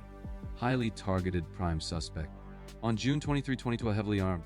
highly coordinated federal tactical team rapidly descended upon Popkov, exactly as he was deliberately attempting to travel on a routine civilian train journey to Vladivostok, violently intercepting his movement and abruptly terminating his undisturbed facade of absolute innocence. Faced with absolute, legally undeniable scientific certainty of a massive, highly publicized capital murder trial that would totally expose his deepest, most horrific perversions to the entire watching world, Mikhail Popkov permanently abandoned his initial weak denials and methodically provided heavily detailed confessions. Over the grueling course of thousands of hours of intense, completely chilling formal interrogations, the disgraced former officer calmly detailed exactly how he specifically targeted local women he arbitrarily judged to be unfit mothers or entirely immoral citizens. He meticulously explained his entirely twisted, utterly depraved crusade, chillingly revealing exactly how he completely shielded his terrifying, deeply violent actions entirely behind his official government badge and the total, unquestioned authority it inherently represented to the local populace. During his highly publicized, deeply chaotic criminal trials that spanned several grueling years in the Russian court system, the completely shattered families of the numerous victims were forced to endure the agonizing, entirely unavoidable realization that their loved ones had been brutally sacrificed by the state. The extensive, heavily documented trial records completely exposed the total, catastrophic administrative failure of the regional investigative bureaucracy, definitively highlighting how deep-seated institutional denial and unchecked police power allowed an unprecedented monster to freely operate totally without consequence. Following incredibly lengthy, deeply disturbing legal proceedings characterized strictly by a staggering volume of undeniable physical and scientific evidence, the deeply disgusted Russian courts found Popkov officially and permanently guilty on an astonishing 83 separate counts of aggravated, extremely brutal murder. This monumental, historical legal conviction subsequently resulted in a massive, totally insurmountable judicial sentence of multiple consecutive, totally unyielding life terms to be strictly served in the harshest, completely isolated high-security penal colonies located deep within the Russian Federation. The deeply remorseless, highly calculating killer was permanently and irreversibly removed from completely civil society, permanently cemented in the bleak historical records as the absolute most prolific and deeply destructive serial murderer in the entire modern history of the Russian nation. The profound, utterly devastating tragedy of the entire werewolf case strictly remains a deeply haunting, completely unforgettable historical testament to the fatal, completely catastrophic consequences of heavily corrupted authority, systemic institutional apathy, and a totally compromised investigative apparatus. However, the deeply horrific phenomenon of a highly trusted community figure deliberately exploiting an active, highly publicized investigative crisis to seamlessly camouflage a massive, ongoing killing spree was absolutely not strictly confined to the freezing, isolated forests of Siberia, for thousands of miles away, deeply embedded within the quiet, close-knit town of Kyiv in Macedonia. An esteemed local journalist was actively utilizing his very own prominent newspaper columns to meticulously document the exact, horrific murders he was secretly committing.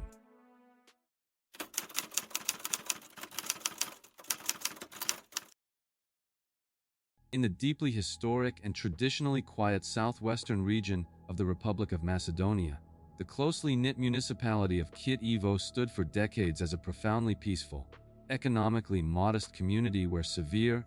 premeditated violent crime was essentially an entirely foreign concept. Following the complex geopolitical dissolution of the former Yugoslavia, this incredibly insular town heavily relied on its deeply entrenched, multi-generational social networks, fostering an environment where neighbors intimately knew one another, and the daily rhythms of civic life remained totally predictable and undisturbed. Within this highly specific, heavily traditional social fabric, a highly visible yet completely economically marginalized demographic of elderly women existed, primarily comprised of impoverished widows who diligently survived by performing exhausting, low-paying custodial work and domestic cleaning services for more affluent local households. These resilient, deeply hardworking women were fundamentally considered the absolute bedrock of the traditional Macedonian family structure, universally respected for their lifelong dedication, yet entirely ignored by the broader, rapidly modernizing national economy that had largely left their rural community behind. Their daily, highly routine existence involved quietly walking along the narrow, poorly lit cobblestone streets during the earliest hours of the morning or late into the freezing evenings, moving predictably between various cleaning assignments completely without fear or any expectation of physical danger. The inherent, absolute safety of their daily pedestrian commutes was heavily guaranteed by the overwhelming, deeply ingrained cultural reverence for elderly mothers, a societal norm that strictly dictated profound respect and practically eliminated any logical administrative concern regarding targeted, predatory street violence. Consequently, the local municipal law enforcement apparatus was completely unequipped and fundamentally untrained to recognize, let alone effectively investigate, the sudden emergence of a highly organized, psychologically complex serial predator operating seamlessly within their totally trusting, tightly bound civic borders. This profound, deeply systemic atmosphere of unwavering communal trust and absolute municipal innocence inadvertently created the perfect, completely unmonitored operational environment for a heavily disguised, deeply disturbed local resident who harbored intense, deeply unresolved psychological trauma directly associated with his own late mother. By meticulously and deliberately targeting elderly women who specifically shared his deceased mother's exact profession, general physical appearance, and socioeconomic status, the invisible killer perfectly exploited the town's collective lack of suspicion, guaranteeing that his horrifying, deeply personal crusade would initially encounter absolutely zero institutional resistance. The tragic, entirely unavoidable reality was that these highly vulnerable, elderly cleaners were essentially walking completely unprotected through a totally unprepared community, tragically functioning as completely unaware surrogates for a deeply respected, highly educated local professional's violently misdirected psychological rage. The profound, deeply fragile equilibrium of the previously undisturbed Kyiv community was completely and violently permanently shattered when a series of entirely inexplicable, highly disturbing disappearances culminated in the horrific, totally undeniable discovery of brutally murdered elderly women. The terrifying, highly localized nightmare officially commenced in 2005 with the sudden, highly uncharacteristic disappearance of Mitra Simjanoska, a 64-year-old local cleaning woman whose totally unprecedented absence immediately sparked deep, frantic concern among her closely knit family members and longtime neighbors. Several agonizing, completely paralyzing weeks later, her severely degraded, heavily traumatized remains were tragically discovered callously discarded at an entirely desolate, deeply overgrown construction site heavily located just outside the primary municipal limits, instantly plunging the quiet town into unprecedented, total panic. The meticulous, highly specialized forensic examinations conducted by regional medical authorities officially revealed a completely horrifying, undeniably sadistic methodology, definitively concluding that the elderly victim had been subjected to severe, utterly grotesque pre-mortem physical torture and sexual assault before being finally manually strangled to death. The deliberate, highly calculated geographic placement of the heavily mutilated body, which had been methodically and tightly bound before being deeply stuffed inside entirely ordinary, heavy-duty black plastic refuse bags, was a highly strategic, totally intentional effort by the ruthless perpetrator to significantly dehumanize the victim and effectively obliterate critical microscopic forensic evidence. This sudden, undeniable physical proof of a brutally savage, highly organized local murder violently forced the previously inexperienced, largely administrative Kiev Police Department to publicly and officially acknowledge the terrifying, absolute factual reality that a highly dangerous, intensely motivated predator was actively stalking their totally unprotected streets. Over the subsequent 2 years, the terrifying, highly consistent pattern of totally unchecked violence escalated dramatically as two completely separate, equally beloved elderly local cleaners, Jubika Lakoska and Zivana Temokoska, also suddenly vanished without a trace while walking their standard, highly predictable daily routes. The subsequent, completely devastating discoveries of their respective remains, exhibiting the exact same horrifying, highly specific methodology of pre-mortem torture, brutal strangulation, and ultimate disposal within heavy plastic refuse bags, totally confirmed the absolute worst fears of the completely terrified, heavily traumatized Macedonian municipality. This undeniable accumulation of geographically clustered, identically murdered elderly women marked the definitive, total point of no return for the regional law enforcement authorities, instantaneously transforming what they had initially hoped was a completely isolated, tragic homicide into the most urgent, highly publicized, and fiercely scrutinized serial killer investigation in the modern history of the nation. In a totally desperate, heavily coordinated, and highly publicized effort to rapidly halt the relentless, completely unimaginable slaughter of the town's most vulnerable demographic, severely overwhelmed regional investigators urgently sought assistance from national law enforcement agencies in the capital city of Skopje. The massive, newly formed investigative task force meticulously interviewed hundreds of highly frightened local residents, rigorously examined totally sparse physical evidence recovered from the heavily compromised outdoor dump sites, and systematically attempted to establish a viable behavioral profile of the entirely faceless, completely elusive local monster. Throughout this profoundly agonizing, deeply terrifying multi-year period, the completely paralyzed, heavily traumatized citizens of Kiev obsessively relied on the highly detailed, consistently published reporting of Vlado Teneski, an incredibly prominent, widely respected, and deeply trusted veteran local journalist. Teneski, a completely unassuming, highly educated family man with a decades-long, totally unblemished professional career reporting for leading national Macedonian newspapers, actively embedded himself entirely within the absolute epicenter of the massive, frantic police investigation. He meticulously, persistently, and with seemingly deep professional empathy interviewed the totally devastated, heavily grieving families of the elderly victims, explicitly exploiting their profound vulnerability to extract highly emotional, totally exclusive quotes for his widely read, award-winning true crime articles. Furthermore, the highly experienced reporter aggressively utilized his deeply established, highly trusted professional relationships with senior regional police commanders to secure totally unprecedented, completely unfettered access to highly sensitive, heavily restricted investigative briefings and active, totally secure forensic crime scenes. His extensively researched, totally compelling newspaper columns were aggressively consumed by the deeply panicked, entirely desperate local populace, effectively establishing Teneski as the absolute, totally unquestioned primary source of factual information regarding the terrifying, seemingly totally unsolvable serial murders actively destroying their previously quiet town. The massive, deeply flawed regional law enforcement apparatus remained entirely focused on aggressively attempting to track down entirely non-existent, highly transient foreign suspects, while the actual, heavily documented mass murderer continued his totally undisturbed, highly respected daily professional routine right in front of their faces. This profound,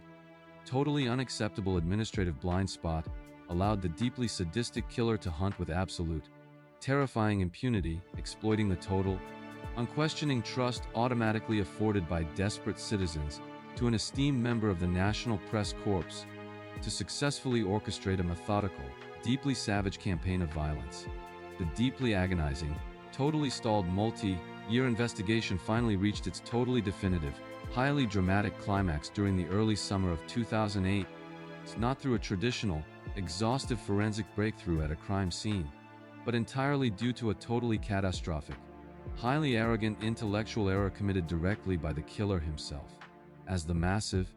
heavily frustrated National Investigative Task Force meticulously reviewed every single piece of available intelligence, highly observant, deeply analytical senior detectives began to intensely scrutinize the highly popular, widely circulated newspaper articles meticulously authored by Vlado Tedeschi over the previous 3 years.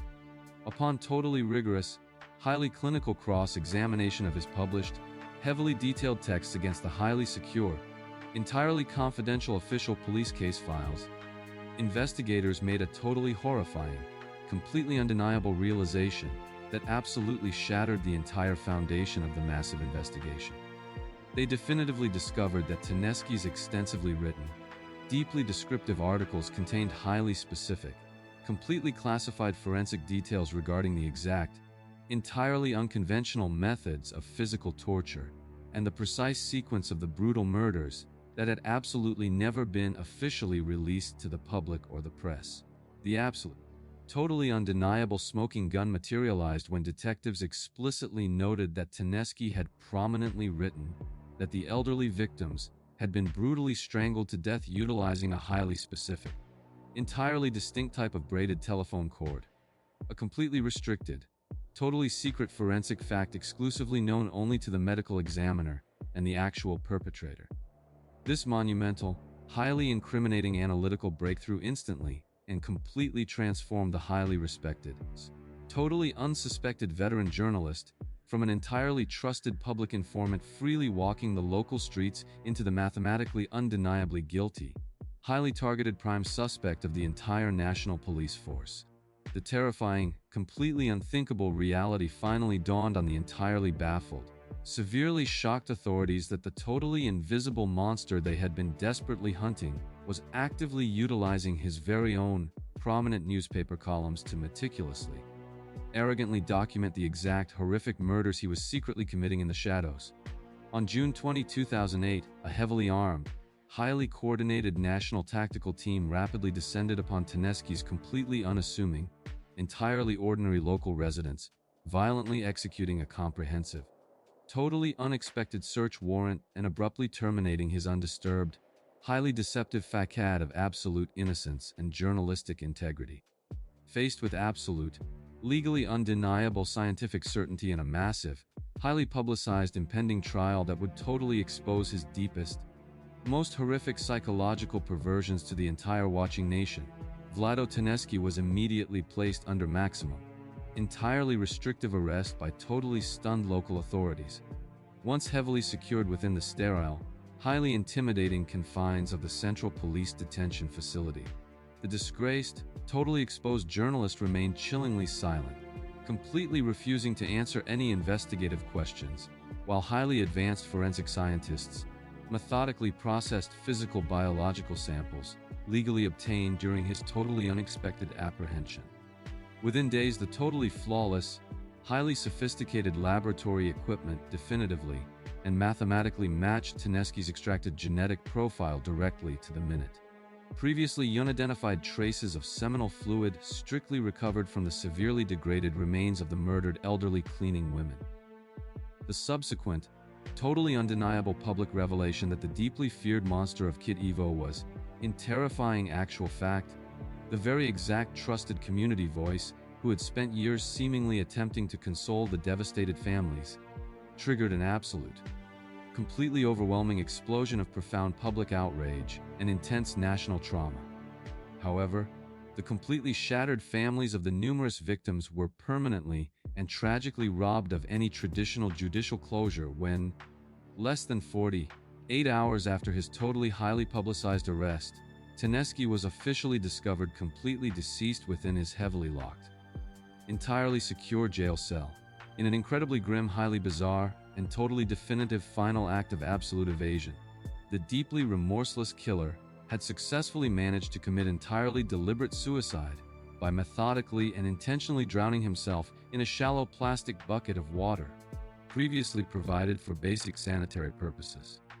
The profound, utterly devastating tragedy of the entire Kit Evo case strictly remains a deeply haunting, completely unforgettable historical testament to the fatal, completely catastrophic consequences of absolutely unwavering communal trust and the horrifying, entirely unimaginable monsters that can easily hide behind the deeply respected facade of professional, intellectual authority. While Tennessee expertly weaponized his completely trusted, highly visible social standing to permanently blind a small European community, the absolute failure to initially correctly identify a killer often stems directly from deeply ingrained, entirely unyielding institutional prejudices regarding exactly what a serial predator is strictly supposed to look like. Moving drastically away from the quiet, deeply traditional cobblestone streets of the mountainous Balkans, we must absolutely now navigate toward the completely suffocating, heavily humid, and deeply racially divided urban environment of the American South, where a completely devastating series of horrific murders would totally shatter the most rigid,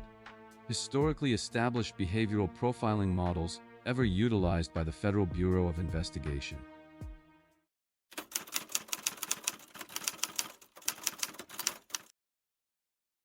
In the early years of the 21st century, the vibrant, deeply historic southern city of Baton Rouge, Louisiana,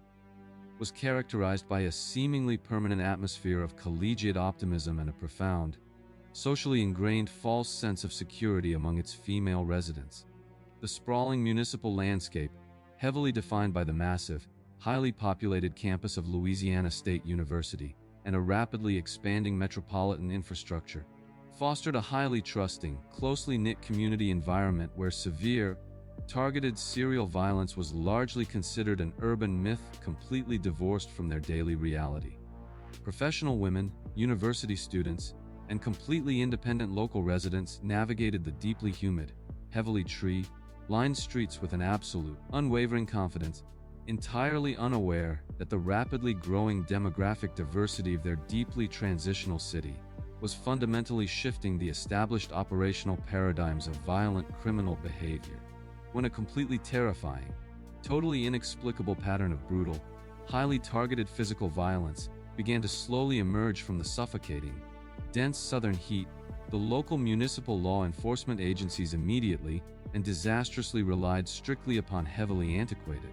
deeply rigid institutional frameworks regarding exactly how a serial predator was fundamentally supposed to look and operate. The deeply entrenched, historically established behavioral profiling models rigidly developed and forcefully promulgated by the Federal Bureau of Investigation strictly dictated that highly organized serial killers, who specifically targeted female victims across diverse socio-economic bounds, were almost exclusively Caucasian males, possessing highly specific, deeply predictable psychological traits. This profound, highly institutionalized investigative bias totally blinded the entirely well-meaning, heavily resourced local and regional authorities to the absolute, terrifying factual reality that they were actively hunting an entirely unprecedented, highly adaptable monster who fundamentally defied every single established rule of criminal psychology. The totally trusting women of Baton Rouge heavily relied on the completely flawed, officially endorsed public safety warnings that explicitly directed them to strictly avoid interacting with a highly specific demographic of white, socially awkward men. Completely unaware that the true, highly visible physical danger absolutely did not match this totally restrictive description. The deeply devastating, totally unavoidable consequence of this massive, systemic administrative failure was the completely tragic, entirely preventable establishment of an utterly massive, completely invisible, and totally undisturbed hunting ground directly within the heavily populated heart of a modern American city. By totally adhering to these severely outdated, completely inflexible psychological constructs,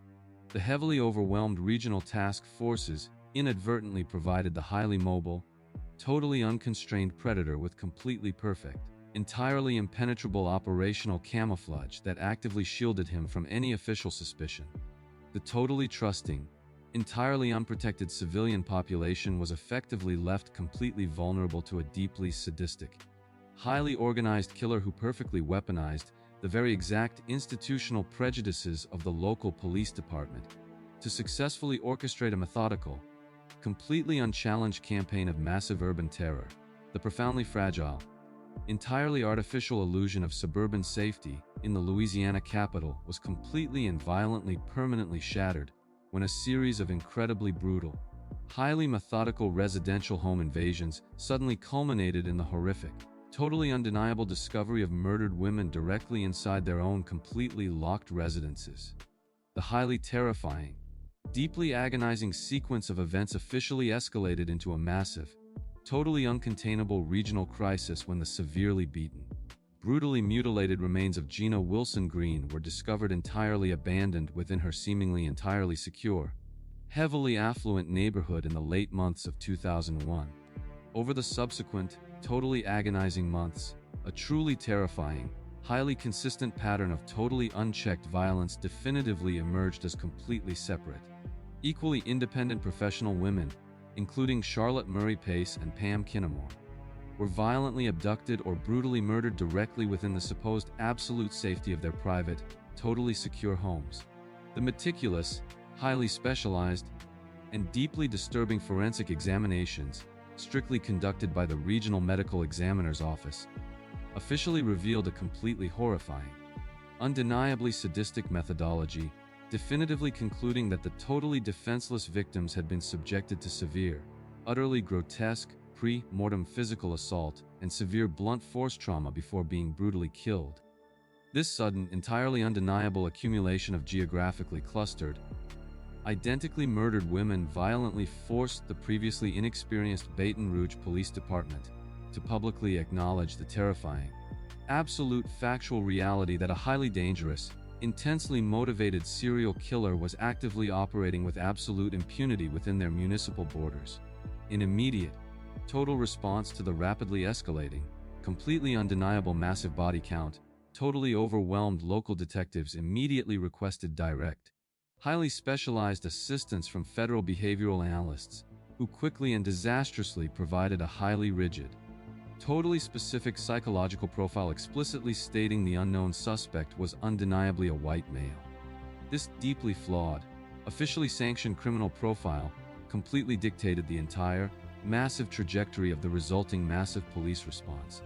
directly causing heavily armed task force members to aggressively investigate, aggressively interrogate, and continuously monitor absolutely hundreds of totally innocent local white men who simply fit the completely erroneous physical description. Genuine, deeply suffocating panic rapidly consumed the entire metropolitan area as the local news media aggressively broadcasted the grim, continuously rising body count alongside the highly restrictive, totally incorrect suspect profile, effectively instructing the deeply terrified female populace to specifically fear an entirely non-existent phantom, while the true killer watched. The undeniable physical proof of these brutally savage, highly organized local murders marked the definitive, total point of no return for the regional law enforcement authorities, instantaneously transforming a totally unprecedented string of violence into the most highly publicized, fiercely scrutinized serial killer investigation in the entire recorded history of the Deep South. The completely terrible, deeply tragic reality was that this total, unquestioning reliance on a fundamentally flawed psychological profile entirely blinded the massive, heavily funded investigative apparatus to the actual, highly visible perpetrator who was freely walking the streets and methodically preparing for his next brutal attack, entirely completely without fear of official surveillance. In a totally desperate, heavily coordinated, and highly controversial effort to rapidly halt the relentless, completely unimaginable slaughter of the city's terrified female demographic, severely overwhelmed regional investigators urgently implemented the absolute largest, most totally invasive forensic DNA dragnet ever attempted in the entire history of American law enforcement. The massive, newly formed multi-jurisdictional investigative task force systematically and aggressively requested voluntary biological swab samples from absolutely thousands of entirely innocent local Caucasian men, effectively treating a massive, entirely uninvolved segment of the civilian population as highly viable criminal suspects based entirely on the totally rigid federal behavioral profile.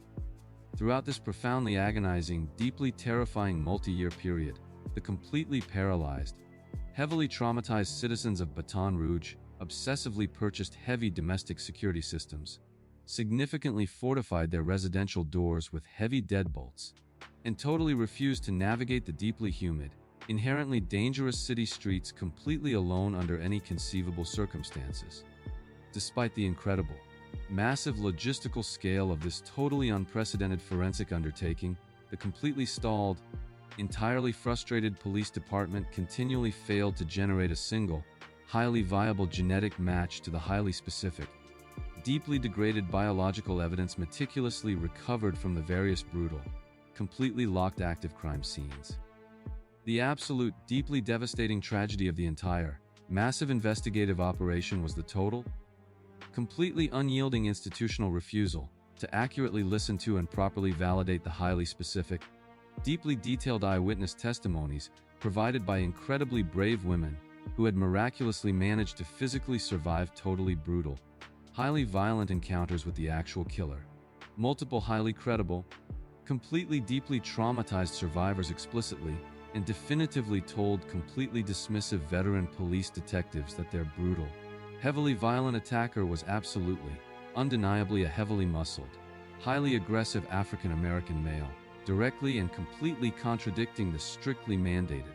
officially published federal suspect profile that demanded a white perpetrator. The heavily biased, totally inflexible law enforcement commanders tragically dismissed these incredibly vital, totally accurate eyewitness accounts as deeply confused, highly unreliable products of extreme psychological trauma, officially choosing to strictly prioritize their totally theoretical, entirely fabricated psychological models over the actual, physical, totally undeniable reality fundamentally experienced by the surviving victims. This profound, totally unacceptable administrative blind spot totally allowed the deeply sadistic killer, a highly visible, severely violent local resident named Derek Todd Lee, to aggressively hunt with absolute, terrifying impunity, totally exploiting the massive, deeply entrenched institutional bias that actively prevented the police from correctly recognizing a black man as a highly organized serial predator. The completely terrible, deeply tragic consequence of this massive, totally unforgivable administrative failure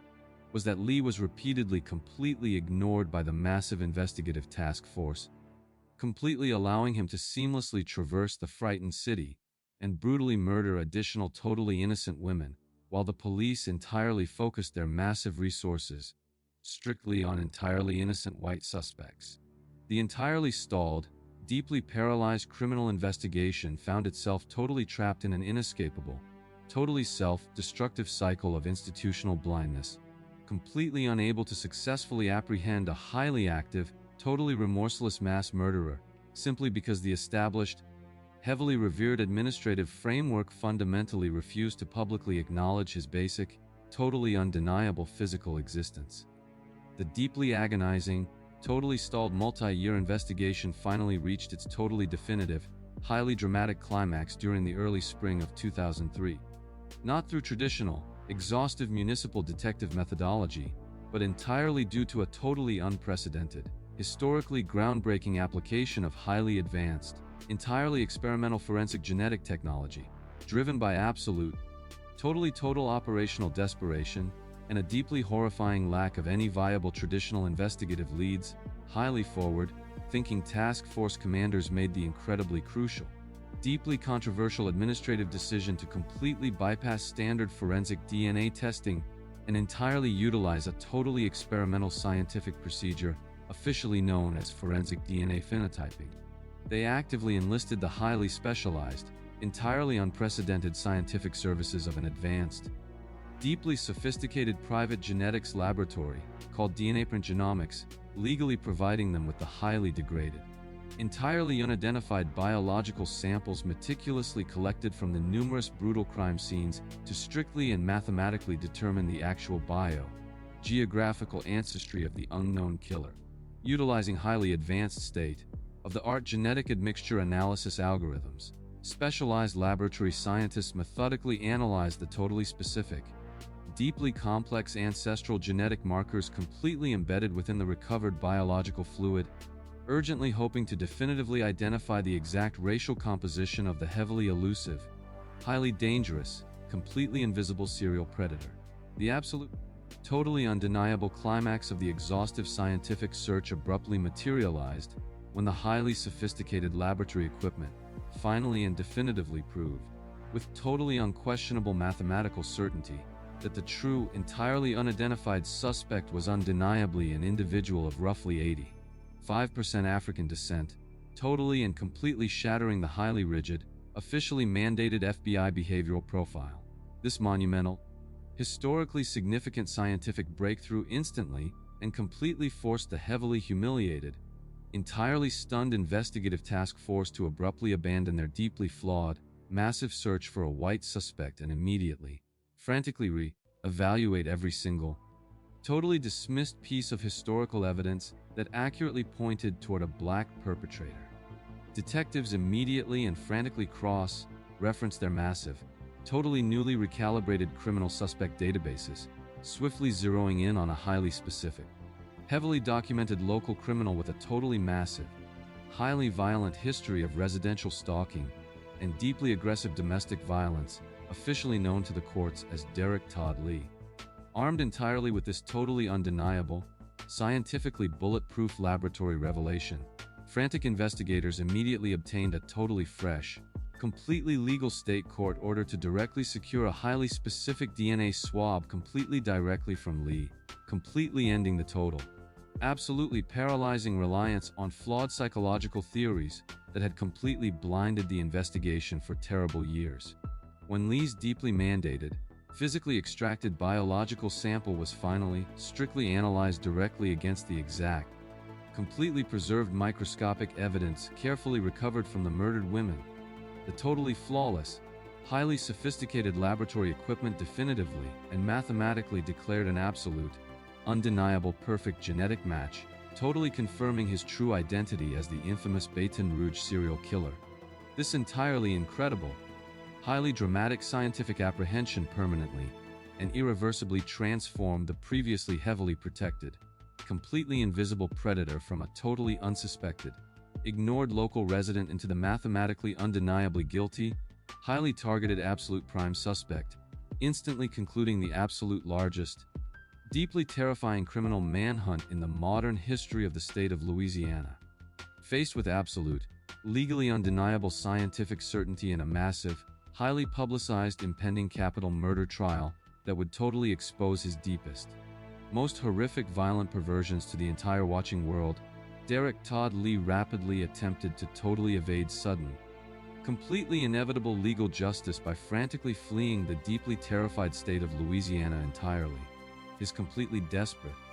totally chaotic attempt to permanently escape the massive, heavily coordinated physical reach of federal and regional law enforcement was abruptly and violently permanently terminated exactly in late May 2003, when a massive, highly armed tactical apprehension team aggressively surrounded and completely captured him entirely outside a deeply unassuming budget motel situated in Atlanta, Georgia. Once heavily secured within the sterile, highly intimidating concrete confines of the Central Police Detention Facility, the highly aggressive, totally unrepentant killer was forcefully, heavily extradited back directly to the exact municipal jurisdiction where he had so methodically, invisibly, and brutally terrorized entirely innocent, totally unprotected female citizens for absolutely terrifying years. During his highly publicized,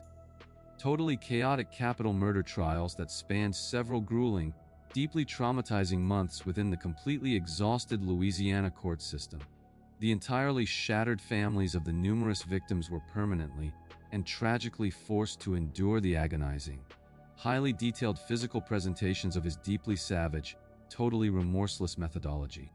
The extensive, heavily documented public trial records completely exposed the total, catastrophic administrative failure of the regional investigative bureaucracy, definitively highlighting exactly how deep-seated institutional prejudice and completely rigid adherence to entirely flawed psychological profiles allowed an unprecedented, totally brutal monster to freely operate totally without consequence for years, following incredibly lengthy, deeply disturbing legal proceedings characterized strictly by a staggering volume of totally undeniable physical evidence and highly advanced, completely irrefutable genetic testimony. The deeply disgusted state juries found Lee officially and permanently guilty on multiple counts of aggravated, extremely brutal first-degree murder. This monumental, historical legal conviction subsequently resulted directly in a massive, totally insurmountable judicial mandate, officially condemning the completely remorseless, deeply sadistic serial killer to exactly face state execution strictly by lethal injection on the heavily fortified, entirely isolated death row unit of the notorious Louisiana State Penitentiary at Angola. However, before the totally slow, highly bureaucratic wheels of ultimate state-sanctioned legal justice could actively and finally execute the totally finalized legal death warrant, Derek Todd Lee abruptly died completely from severe, naturally occurring cardiovascular disease heavily complicated by emergency medical treatment while in completely secure hospital custody in early 2016. The profound, utterly devastating tragedy of the entire Baton Rouge serial killer case strictly remains a deeply haunting, completely unforgettable historical testament to the fatal, completely catastrophic consequences of heavily rigid institutional prejudice and the absolutely terrifying, entirely unimaginable monsters that totally evade capture when authorities fundamentally refuse to legally see the objective truth. While the groundbreaking, highly technical application of modern genetics totally shattered the deeply ingrained assumptions of early 21st century American law enforcement, we must absolutely now journey entirely backward through centuries to the fundamentally foggy, completely impoverished, and totally suffocating cobblestone alleys of Victorian London, where the total, utter lack of any scientific methodology completely allowed the most infamous, permanently unidentified butcher in entirely recorded human history to completely define the absolute concept of modern terror.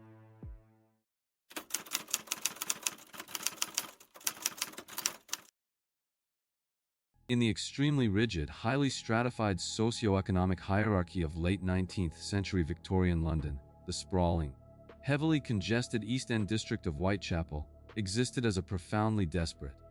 totally impoverished urban abyss entirely completely divorced from the affluent grandeur of the surrounding British Empire.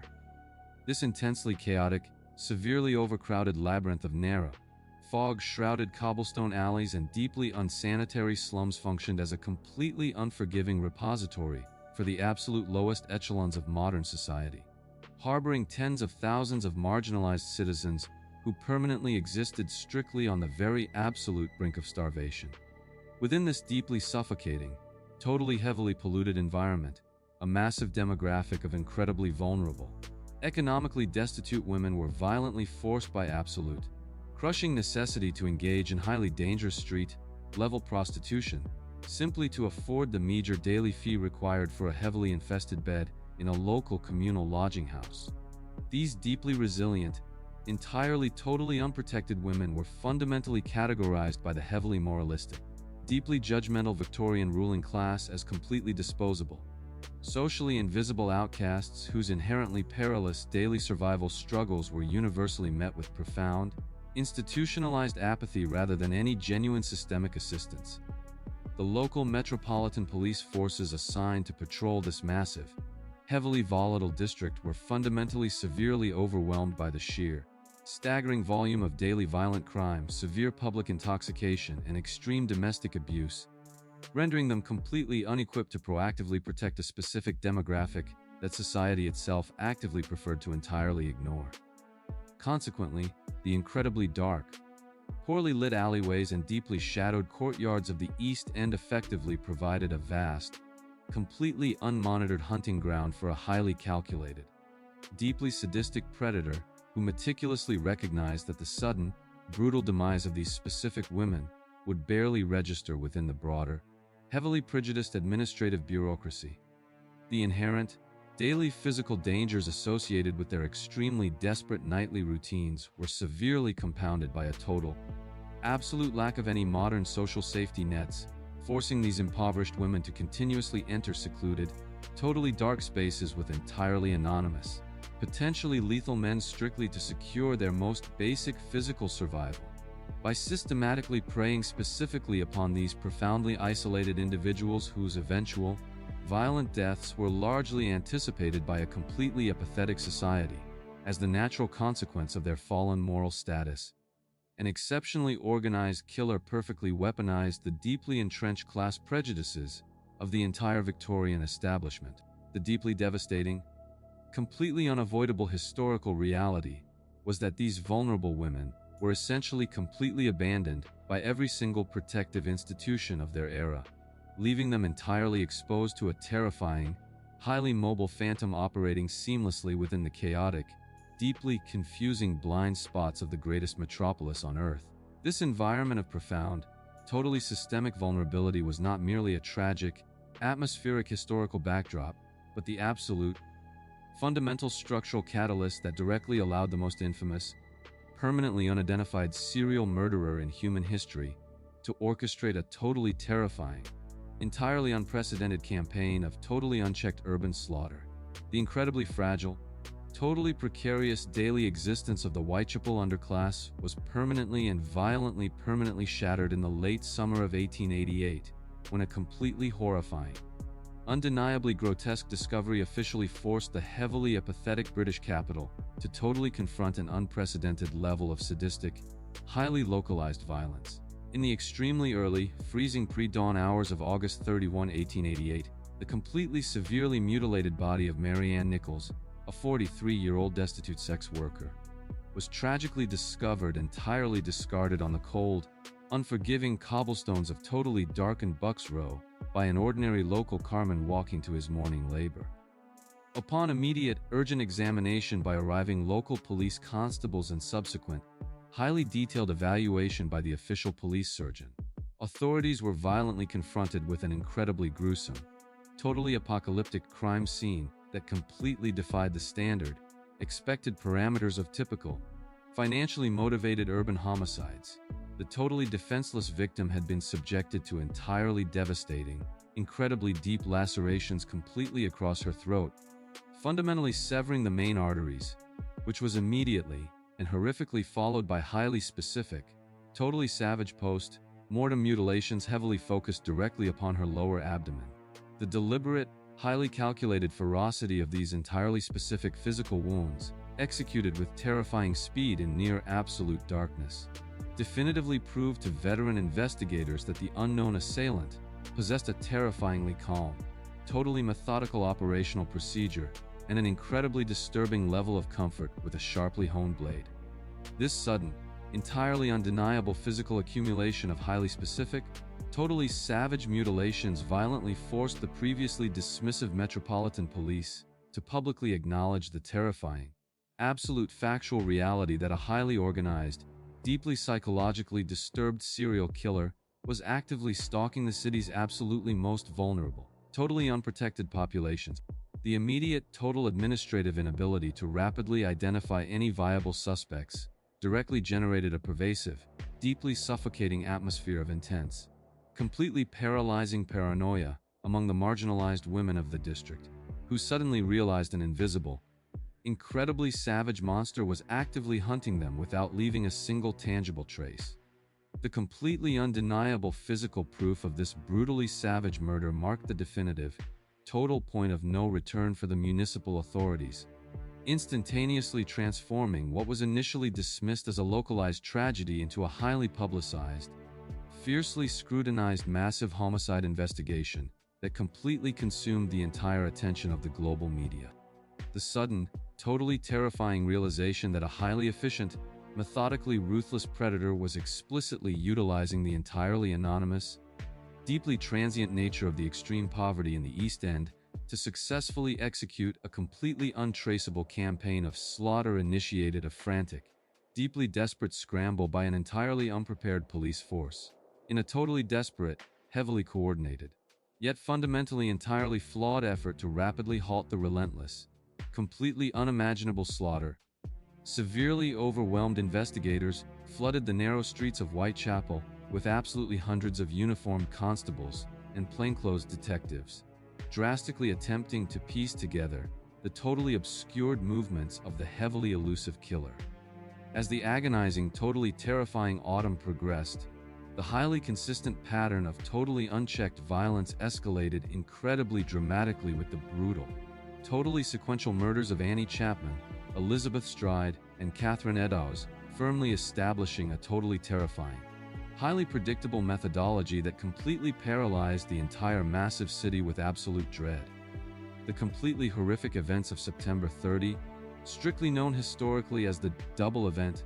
deeply humiliated the massive police presence, as the totally remorseless killer successfully managed to brutally murder two entirely separate women in highly populated, heavily patrolled areas within essentially a single hour, totally evading massive dragnets, and escaping entirely unseen into the thick London fog. The totally monumental law enforcement apparatus remained entirely paralyzed by a complete, absolute lack of modern forensic science, entirely lacking the fundamental ability to categorize blood types, successfully collect latent fingerprints, or properly secure highly contaminated crime scenes from the massive, intensely curious public crowds that routinely destroyed critical, totally irreplaceable microscopic evidence. The deeply flawed, heavily compartmentalized investigative bureaucracy was further entirely sabotaged by a massive,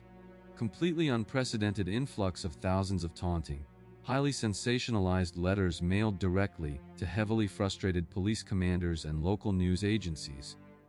all totally claiming to be written by the active murderer. While the vast absolute majority of these completely horrific, deeply disturbing communications were officially determined to be cruel, totally fraudulent hoaxes perpetrated by opportunistic journalists attempting to artificially inflate newspaper circulation. The infamous From Hell letter fundamentally stood entirely apart due to its totally horrifying, entirely physical enclosure. This deeply terrifying specific communication was accurately packaged alongside a small cardboard box containing exactly one half of a human kidney, heavily preserved in wine, which deeply horrified medical examiners strongly suspected totally belonged to the recently murdered victim, Catherine Eddowes, effectively proving the killer was actively, totally aggressively mocking the entirely helpless authorities.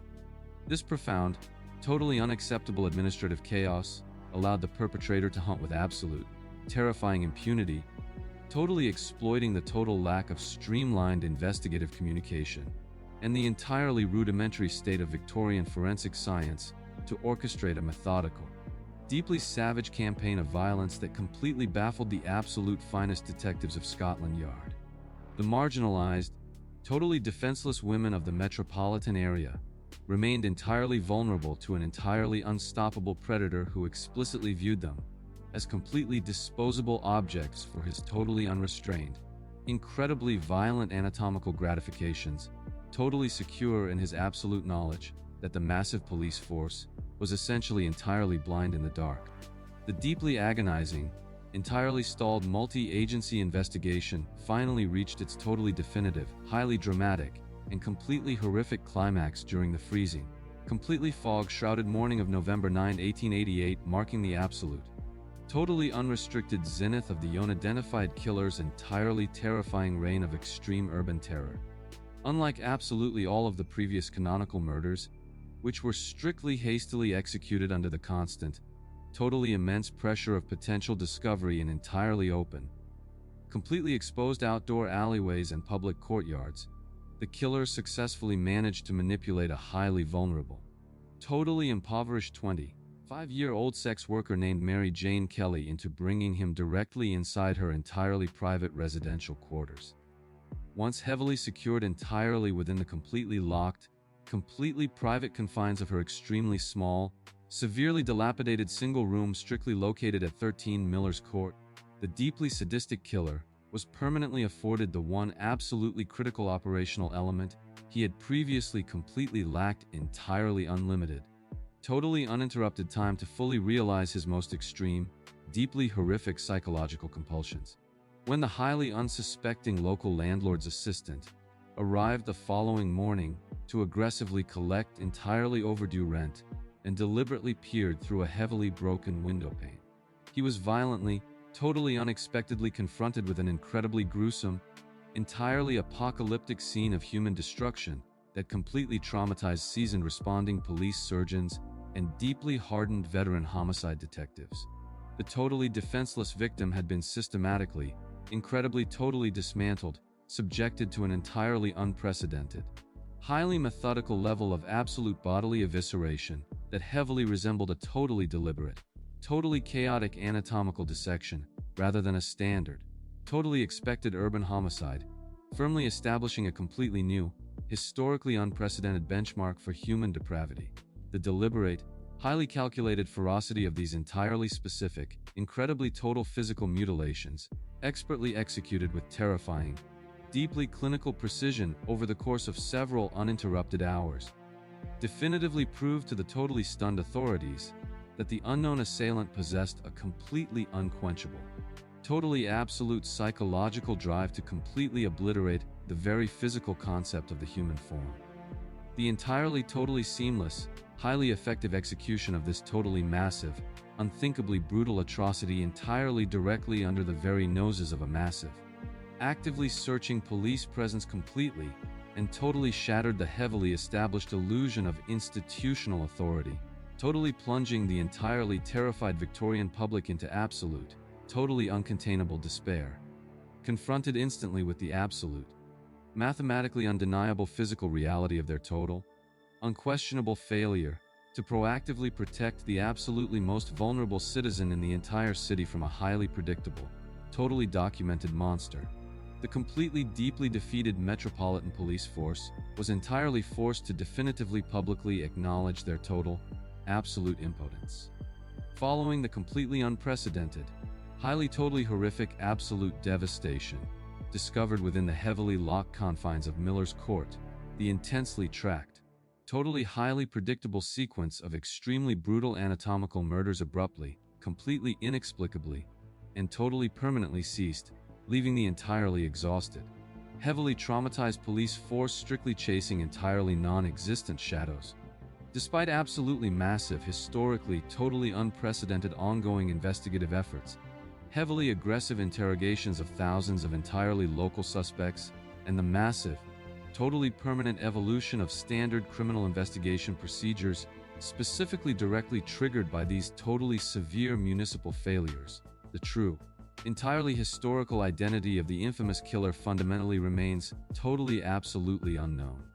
The completely shattered, totally destroyed families of the numerous marginalized victims were entirely permanently robbed of any traditional, totally expected judicial closure, tragically forced to endure the agonizing, entirely unavoidable historical reality that their highly deeply loved ones had simply been entirely permanently reduced strictly to completely anonymous footnotes in the massive, totally heavily sensationalized legend of a totally uncaught monster. The extensive, heavily deeply documented failure of the absolute entire massive Victorian legal system totally completely exposed the catastrophic, entirely fatal consequences of severe, heavily deeply ingrained societal class prejudice, definitively proving precisely how entirely prioritizing moralistic judgment, absolutely strictly over objective, total investigative science ultimately entirely explicitly allows totally deeply sadistic predators to freely entirely walk completely freely strictly into the dense fog of historical absolute obscurity. The profoundly totally entirely utterly devastating historical tragedy of the entire Whitechapel case strictly remains a completely deeply haunting, absolutely entirely completely unforgettable historical testament to the fatal, totally completely catastrophic absolute price heavily paid strictly by marginalized, completely unprotected women precisely when massive bureaucratic systems totally entirely completely fail to value their basic human existence. However, the completely deeply horrific phenomenon of a highly functioning, heavily protected entirely total predator actively expertly utilizing totally systemic public trust and massive institutional blind spots to seamlessly entirely completely camouflage a totally massive, completely ongoing killing spree was absolutely entirely totally not strictly permanently confined to the totally freezing, completely fog-shrouded, heavily deeply impoverished cobblestone totally alleys of 19th century London, moving absolutely entirely totally drastically away from the extreme, totally deeply bleak, incredibly deeply heavily suffocating urban decay of the totally heavily Victorian era. We must absolutely entirely now strictly navigate directly toward the entirely totally bright, heavily sun-drenched, completely deeply highly trusting, and totally entirely superficial glamorous absolute culture of 1970s Southern California, where a completely totally entirely new breed of absolute monster was actively weaponizing a completely totally different type of societal absolute blindness.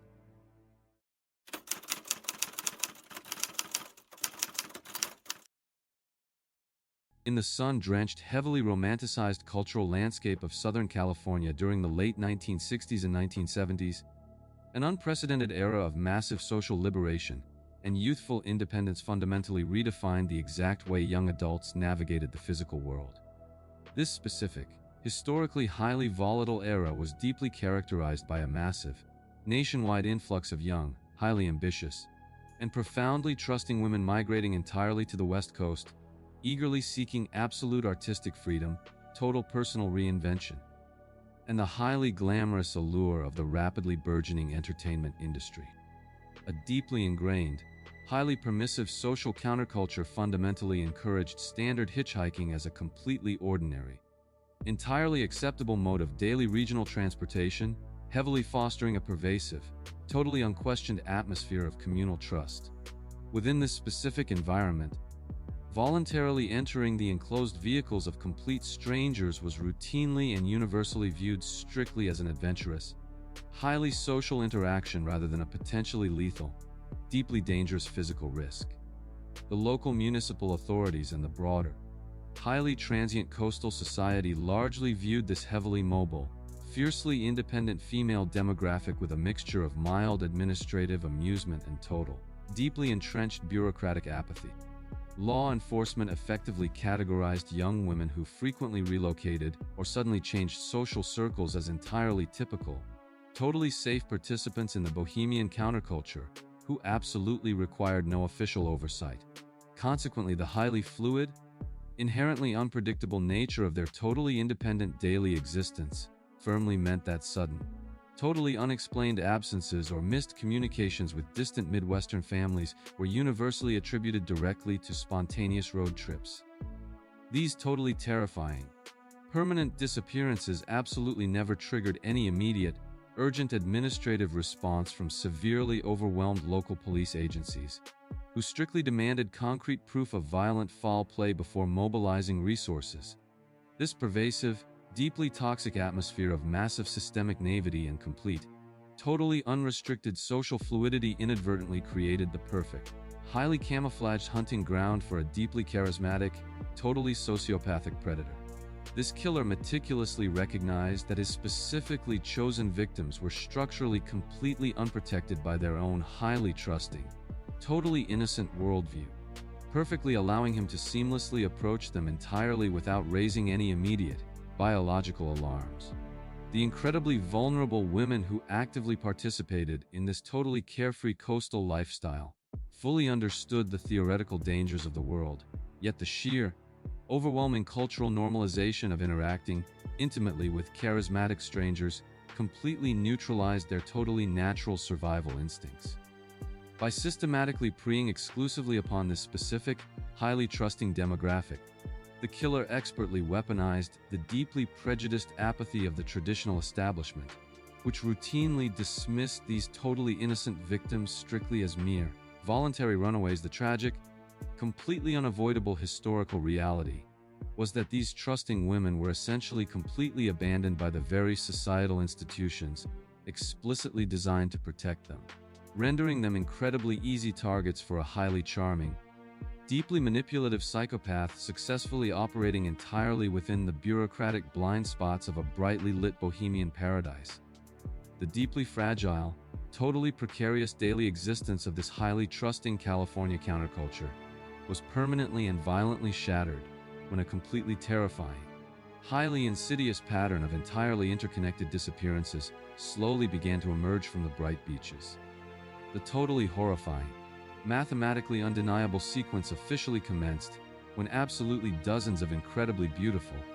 highly ambitious young women and entirely vulnerable teenage girls vanished completely without a single physical trace. As the agonizing months progressed, missing persons investigators completely realized that absolutely all of these vanished women shared a highly specific, deeply alarming common denominator precisely in the critical weeks immediately preceding their totally unexplained, highly suspicious absences. Meticulous, highly specialized retrospective police investigations eventually, tragically revealed that these entirely missing victims had all recently directly crossed physical paths with a highly charismatic, seemingly deeply professional amateur photographer. This completely confident, highly articulate man routinely and aggressively approached these totally unsuspecting young women in entirely public, highly populated spaces, confidently offering them highly lucrative, totally exclusive portfolio photo shoots for potential modeling careers. The deliberate, highly calculated utilization of a heavy professional camera as a totally disarming, incredibly powerful psychological tool was a highly strategic, totally intentional effort by the ruthless perpetrator to significantly lower the natural defensive boundaries of his targeted victims. He expertly and totally ruthlessly exploited their entirely natural, highly common youthful desires for artistic validation and potential commercial modeling success, successfully convincing them to completely voluntarily accompany him to totally isolated, completely highly secure geographical locations. This sudden, totally undeniable massive accumulation of geographically widespread, identically manipulated missing persons files completely failed to immediately force the heavily fragmented, totally disconnected local police departments to rapidly communicate with one another. The totally overwhelming scale of the massive necessary investigative coordination severely strained municipal resources, totally forcing exhausted local detectives to continuously confront totally dead-end leads while heavily navigating the massive, highly transient population of Southern California. Furthermore, the totally intentional, deeply disturbing reality that the killer was actively utilizing his entirely legitimate, highly respected status as a talented, totally harmless photographer fundamentally proved to veteran criminal investigators that they were hunting a highly organized, completely deeply psychopathic apex predator. Genuine, deeply suffocating panic slowly, entirely insidiously began to completely consume the entire massive metropolitan area strictly when the undeniably brutal, heavily mutilated physical remains of these previously missing young women began to officially totally surface. The sudden, completely totally terrifying realization that a highly efficient, methodically ruthless predator was explicitly utilizing the totally trusting, deeply artistic nature of the coastal culture to successfully execute a completely untraceable campaign of absolute slaughter initiated a totally frantic police response. In a totally desperate, heavily coordinated effort to rapidly halt the relentless, completely unimaginable slaughter, severely overwhelmed state investigators totally frantically attempted to successfully piece together the highly fragmented, totally obscure geographical movements of the elusive killer. They were absolutely completely unaware that their totally invisible prime suspect was actively, highly brazenly flaunting his total invulnerability on national television, effectively rendering the massive police dragnet completely fundamentally useless. The completely terrifying, highly consistent pattern of totally unchecked, highly brutal violence escalated dramatically throughout the late 1970s, definitively culminating in the horrific, entirely undeniable discovery of severely degraded, brutally mutilated bodies methodically dumped in heavily remote, deeply inaccessible mountainous regions. The massive, totally deeply fractured law enforcement apparatus remained entirely heavily focused strictly on compiling totally theoretical, deeply flawed behavioral profiles while the actual, heavily documented mass murderer, Rodney Alcala, actively continued his totally undisturbed, highly manipulative daily professional routine. Alcala was an entirely terrifying actual historical fact, an officially totally convicted, highly documented violent sex offender who had previously brutally assaulted a young child in the late 1960s, successfully escaping immediate severe justice by totally fleeing the state. Upon his totally eventual capture and subsequent incarceration, he was eventually paroled, repeatedly and totally blatantly violating the strict, non-negotiable terms of his conditional release, while deeply flawed bureaucratic oversight completely allowed him to continuously slip seamlessly through the massive administrative cracks. The totally unimaginable, historically totally unprecedented zenith of his absolute, terrifying psychopathic arrogance occurred precisely in 1978, directly totally in the very active midst of his horrific, highly brutal multi-state killing spree. The highly charismatic, totally unrepentant, deeply manipulative killer successfully auditioned for, and explicitly won a highly popular, nationally broadcast daytime television program, officially known as The Dating Game, successfully charming the audience and the totally unaware female contestant. This profound, totally absolutely unacceptable administrative blind spot totally allowed Alcala to successfully hunt with absolute, terrifying impunity, totally exploiting the complete lack of basic communication between the heavily guarded state correctional system and totally independent television production companies. He successfully orchestrated a methodical, deeply savage campaign of absolute violence while actively, highly visibly masquerading exactly as a highly desirable, totally charming, and entirely safe eligible bachelor to the massive American public. Despite his highly visible, totally documented television appearance and the rapidly escalating, completely undeniable massive regional body count, the intensely cautious killer continuously managed to completely evade immediate capture. He achieved this total evasion by deliberately maintaining a massive, deeply hidden, entirely totally secret physical collection containing absolutely thousands of highly explicit, deeply disturbing photographs of his completely unaware, highly vulnerable victims, completely freezing their totally innocent faces in time before totally destroying their physical lives.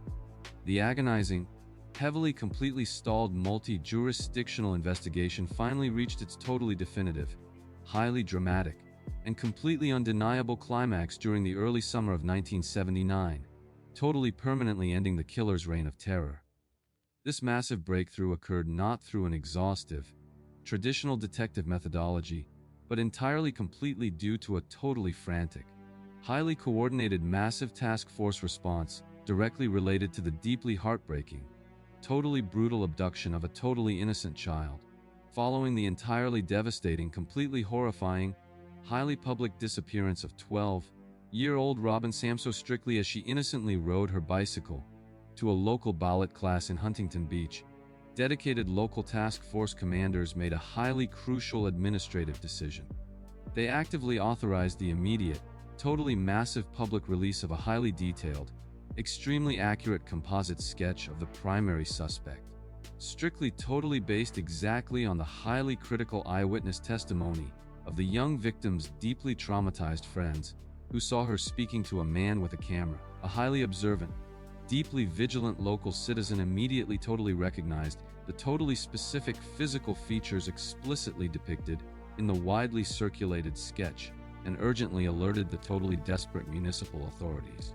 This critical civilian tip definitively and officially identified the highly charismatic, totally deceptive local photographer, Rodney Alcala, strictly as the totally undeniable, highly viable prime suspect for the absolute first time in the entire massive investigation.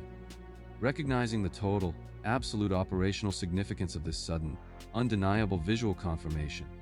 highly coordinated federal and regional tactical flight commanders immediately and urgently directed numerous, heavily armed ground units to rapidly successfully converge on his totally documented, heavily monitored residential locations. The deeply frustrated task force was entirely totally horrified to quickly discover that the highly mobile, intensely cautious killer had actively, successfully completely fled the immediate legal jurisdiction entirely, totally initiating a massive, highly desperate nationwide federal manhunt. However, totally meticulous,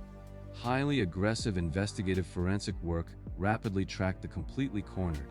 heavily desperate suspect exactly to a totally unassuming residential location completely far outside of California. This massive coordination successfully led directly to his highly dramatic, entirely unexpected physical apprehension by heavily armed federal authorities strictly operating in Seattle, Washington, totally ending his immediate ability to successfully flee from the law. As the totally stunned, heavily secured suspect was transported back to the deeply terrified jurisdiction, seasoned forensic technicians meticulously executed a highly comprehensive, totally restrictive search warrant strictly on a completely private, heavily locked storage facility legally rented entirely under his name in Seattle. The absolute, totally undeniable climax of the entire exhaustive search totally materialized exactly when highly trained investigators completely discovered a heavily concealed, totally horrific physical cache containing highly specific, totally personalized jewelry totally definitively belonging to the recently murdered child, Robin Samso. This sudden, massive convergence of the highly accurate composite sketch and the totally absolutely completely undeniable physical trophies totally entirely shattered Alcala's carefully constructed facade, completely permanently transforming the charming television bachelor into a totally exposed, mathematically undeniably guilty monster. Faced strictly with absolute, legally undeniable scientific certainty of a massive public trial that would completely and permanently expose his deepest, most horrific perversions to the entire global media, Rodney Alcala mounted a highly controversial, totally agonizing legal defense. This incredibly chaotic, totally manipulative legal strategy would heavily, tortuously, completely span several completely grueling decades, effectively holding the entirely shattered justice system completely hostage to his absolute, unyielding psychopathic arrogance. During his highly publicized, totally unprecedented capital murder trials, which were repeatedly, totally agonizingly legally overturned and forcefully heavily retried strictly entirely due to entirely minor procedural legal technicalities, he frequently and completely bizarrely chose to actively legally represent his own self. By aggressively serving as his very own legal defense attorney, he totally forcefully subjected the completely traumatized, deeply shattered families of the numerous victims to highly abusive, completely unacceptable cross-examinations, actively forcing them to heavily endure the totally unacceptable, totally agonizing realization that their loved ones had been brutally sacrificed to a completely broken system.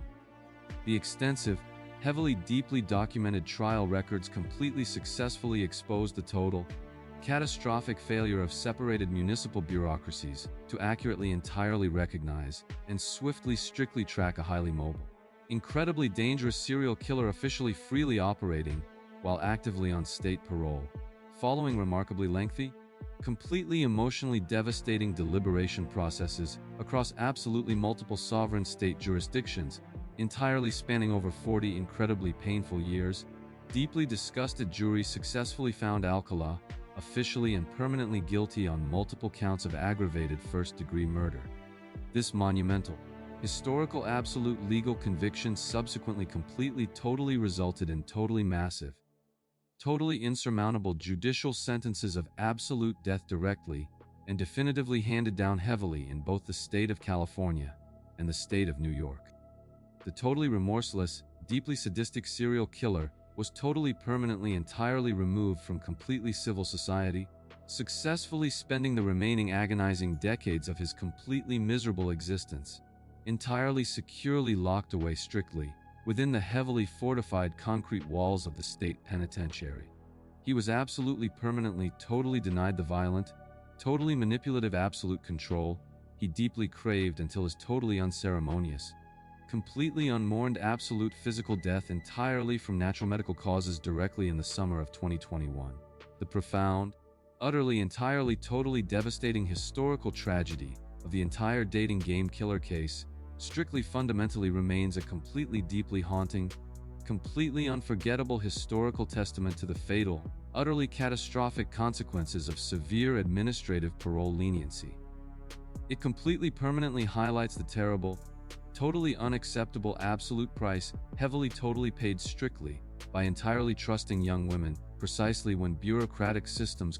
totally fail to properly successfully monitor highly violent, entirely unrepentant predators. While Alcala perfectly expertly weaponized the highly trusting, totally liberal social landscape of the late 1970s to successfully perfectly mask his horrifying intentions, entirely behind the totally legitimate facade of amateur photography. The highly deceptive manipulation of the camera lens absolutely originated decades earlier. Moving totally away strictly from the bright, heavily populated California beaches of the late 1970s, we must absolutely entirely now strictly step directly backward into the heavily structured, totally ambitious post-war economic boom of the 1950s, where an entirely different monster was actively exploiting the absolute dark side of the glamorous modeling industry.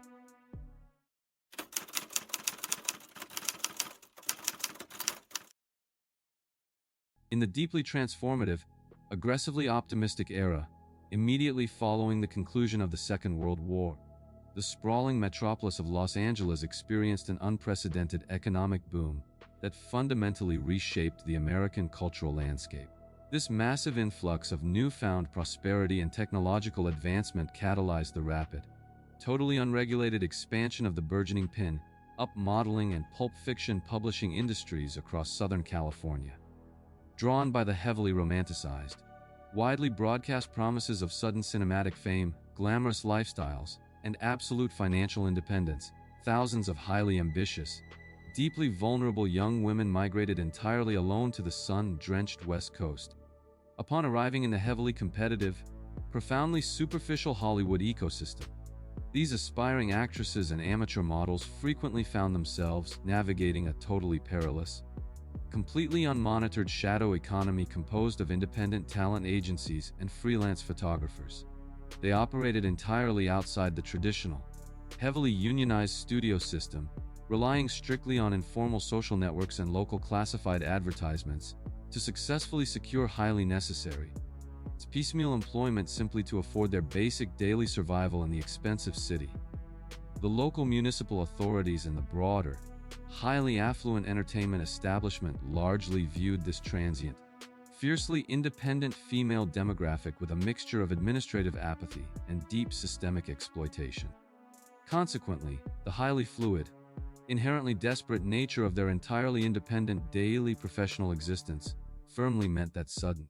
unexplained absences or missed auditions were universally attributed directly to the totally expected failure of their Hollywood dreams, rather than to any sinister criminal intervention. This pervasive, deeply toxic atmosphere of massive systemic neglect and complete, unrestricted professional desperation inadvertently created the perfect, highly camouflaged hunting ground for a calculating, deeply sociopathic predator. This killer meticulously recognized that his specifically chosen victims were structurally unprotected by their own highly ambitious, totally trusting professional aspirations, perfectly allowing him to seamlessly approach them entirely without raising any immediate, biological alarms. By systematically preying exclusively upon this specific, highly vulnerable demographic, the killer expertly weaponized the deeply entrenched, inherently predatory dynamics of the post-war modeling industry, guaranteeing that his horrifying, methodical crusade would initially encounter absolutely zero institutional resistance. The tragic, entirely unavoidable reality was that these trusting women were essentially completely abandoned by the very societal institutions explicitly designed to protect them, rendering them incredibly easy targets for a highly deceptive psychopath successfully operating entirely within the bureaucratic blind spots of a brightly lit cinematic paradise. The profoundly fragile, completely precarious daily existence of these aspiring Los Angeles models was permanently and violently shattered in the late summer of 1957, when a series of entirely inexplicable, highly disturbing disappearances suddenly culminated in the horrific, totally undeniable loss of young life. The terrifying, strictly undeniable sequence of events officially commenced when 19-year-old Judy Dole, a promising, completely innocent young mother and aspiring professional model, vanished completely, without a single physical trace, strictly following a scheduled photographic assignment. Over the subsequent totally agonizing months, the completely terrified, entirely marginalized modeling community slowly realized that separate, equally ambitious young women, including Shirley Bridgeford and Ruth Mercado, had also tragically evaporated directly from the bustling city streets. Meticulous, highly specialized retrospective examinations eventually revealed that these entirely missing victims had absolutely all recently responded strictly to seemingly legitimate,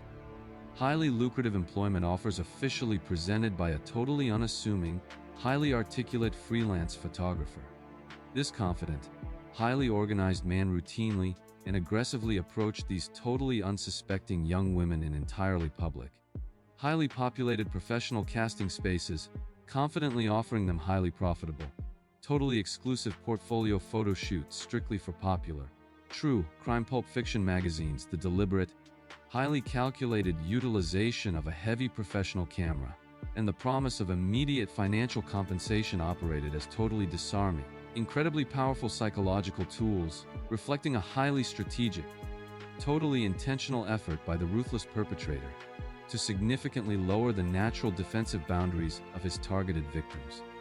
He expertly and totally ruthlessly exploited their entirely natural, highly common youthful desires for artistic validation and potential commercial modeling success, successfully convincing them to completely voluntarily accompany him directly to his private, completely secure apartment locations.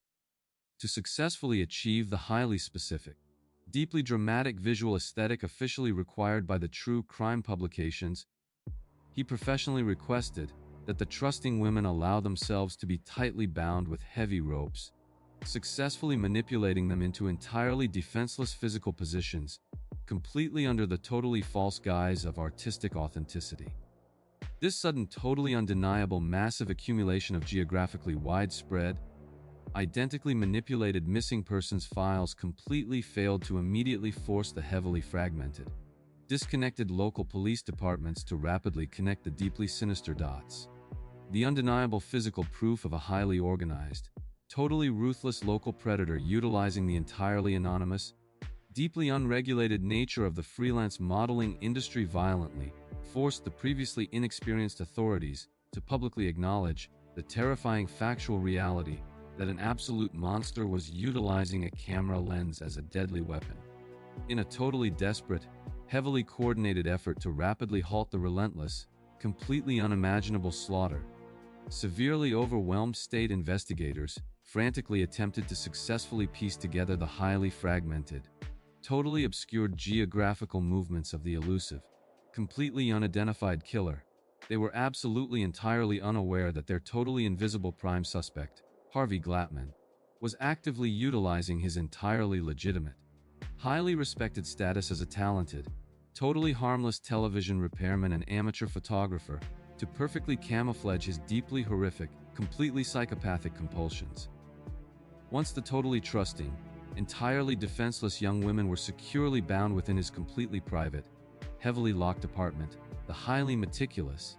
deeply sadistic killer entirely dropped his completely deceptive professional facade, actively revealing his entirely terrifying true nature. He systematically subjected the completely terrified, entirely immobilized victims to severe, utterly grotesque pre-mortem physical torture and total sexual assault, actively utilizing his heavy professional camera to methodically capture their entirely genuine, totally unsimulated expressions of absolute terror for his own deeply perverted, entirely private gratification. Following these entirely horrific, highly prolonged sessions of absolute physical and psychological abuse, the totally remorseless killer brutally manually strangled his totally innocent victims to death, permanently extinguishing their totally promising young lives entirely within the heavily soundproofed confines of his hidden urban sanctuary. The deliberate, highly calculated geographic placement of the heavily mutilated bodies, strictly methodically transported under the absolute cover of complete darkness, and callously discarded entirely in the totally unforgiving, severely desolate topography of the massive Mojave Desert, was a highly strategic effort by the ruthless perpetrator to significantly accelerate natural decomposition. The massive, deeply flawed regional law enforcement apparatus remained entirely focused strictly on compiling totally theoretical, deeply flawed behavioral profiles while the actual, heavily documented mass murderer, actively continued his totally undisturbed, highly manipulative daily professional routine, right entirely in the heart of the bustling city. The totally overwhelming scale of the massive necessary physical recovery operations in the vast, completely inaccessible desert environment severely strained municipal resources, totally forcing exhausted local detectives to continuously confront scenes of unimaginable depravity entirely while highly navigating hazardous terrain. Despite the rapidly escalating, completely undeniable massive body count, and the completely suffocating, totally paralyzing terror currently gripping the entire Hollywood modeling community, the intensely cautious killer continuously managed to completely evade immediate capture by maintaining a completely mundane, entirely ordinary outward appearance. He successfully achieved this total evasion by deliberately utilizing the entirely absolute anonymity of the massive post-war urban sprawl, entirely perfectly exploiting the complete lack of basic communication between the heavily frightened freelance talent agencies and the severely overwhelmed, completely baffled Los Angeles Police Department. The deeply agonizing, completely stalled multi-jurisdictional investigation finally reached its totally definitive, highly dramatic, and completely undeniable climax during the late evening hours of October 27, 1958, permanently ending the killer's incredibly terrifying reign of absolute terror, entirely due to the totally astonishing physical courage of an incredibly brave young woman. Harvey Glattman completely successfully targeted 28-year-old Lorraine Vigil, a highly intelligent, completely aspiring model, strictly utilizing his established, highly deceptive methodology of formally offering her totally lucrative, highly exclusive photographic work directly for the true crime pulp fiction magazines. After completely successfully convincing her to enter his private, highly secure automobile, he aggressively drove entirely toward a totally isolated, deeply remote geographical location,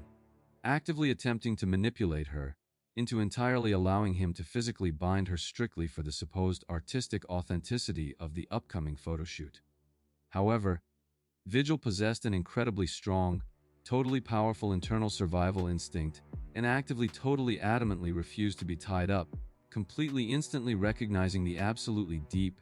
totally sinister intentions actively entirely hiding directly behind his completely calm, totally professional photographic facade. When his totally entirely deeply calculated verbal manipulations absolutely completely failed to secure her total submission, the completely enraged, highly desperate killer violently abruptly produced a totally loaded, heavily lethal semi-automatic handgun, directly threatening her total life and explicitly demanding absolute, totally unyielding physical compliance. In a sudden, totally desperate surge of entirely unimaginable, absolutely completely profound physical courage, Vigil actively totally refused to become his entirely next totally helpless victim and violently physically lunged strictly directly at her heavily armed, completely dangerous captor, entirely inside the completely confined, highly restricted space of the moving vehicle. A totally massive, incredibly violent, and completely entirely chaotic physical struggle absolutely ensued directly on the shoulder of the heavily trafficked Santa Ana freeway, with the completely terrified young woman actively physically grasping the hot metal barrel of the loaded firearm to successfully prevent him from completely discharging the lethal weapon. She fought back with an absolutely unprecedented, totally ferocious level of physical intensity, repeatedly sustaining severe lacerations and deep contusions as she desperately wrestled the heavily armed murderer for absolute physical control of the completely enclosed automobile. This totally entirely chaotic, completely massive physical altercation actively successfully completely immediately drew the totally direct,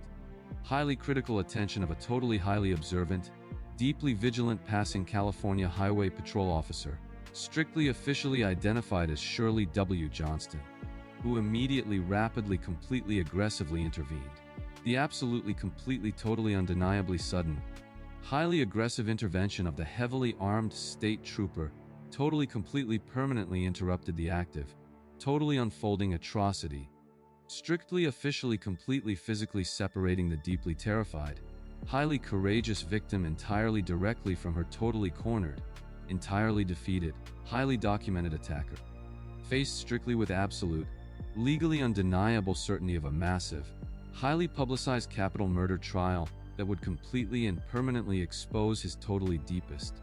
entirely most horrific psychological perversions to the entire watching nation. Harvey Glattman was immediately placed strictly under maximum, entirely restrictive arrest. Following his entirely sudden, totally unexpected physical apprehension directly on the active freeway,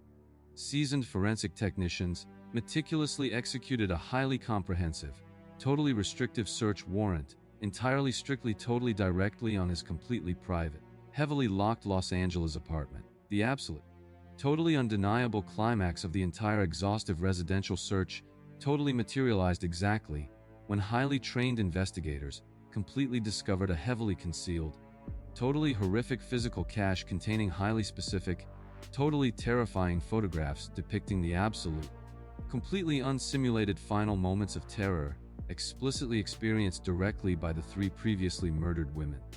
Confronted instantly, totally, completely, directly with this absolutely mathematically undeniable, completely deeply incriminating mountain of totally horrific visual evidence,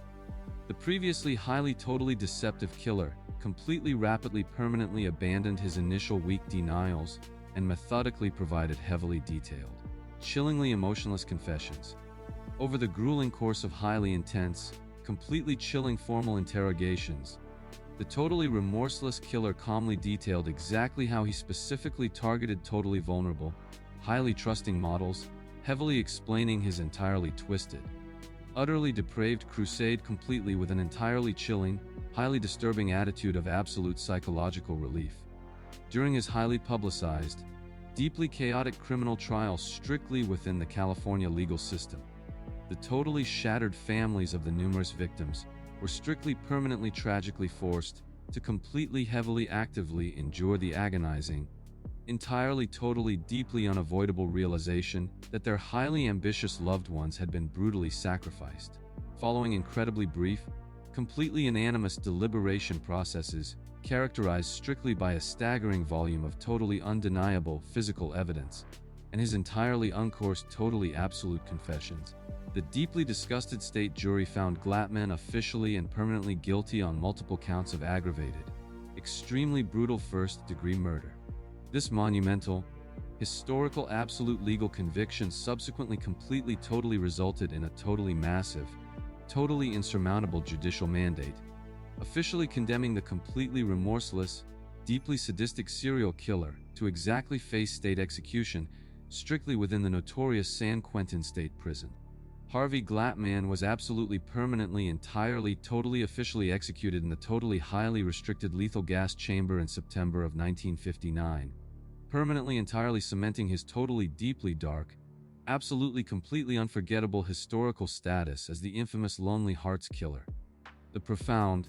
utterly entirely totally devastating historical tragedy of his entire case perfectly transitions us into confronting the ultimate,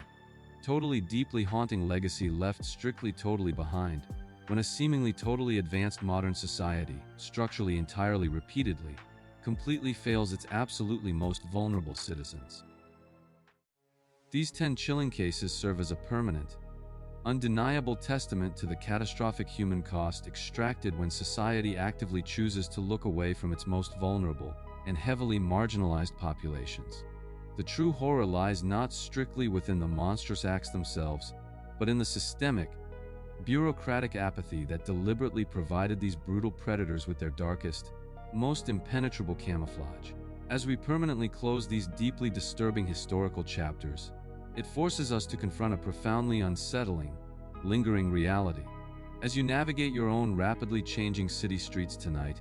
who exactly is currently standing in the modern societal blind spot, completely unnoticed and entirely unprotected? Thank you for your time, and thank you for watching.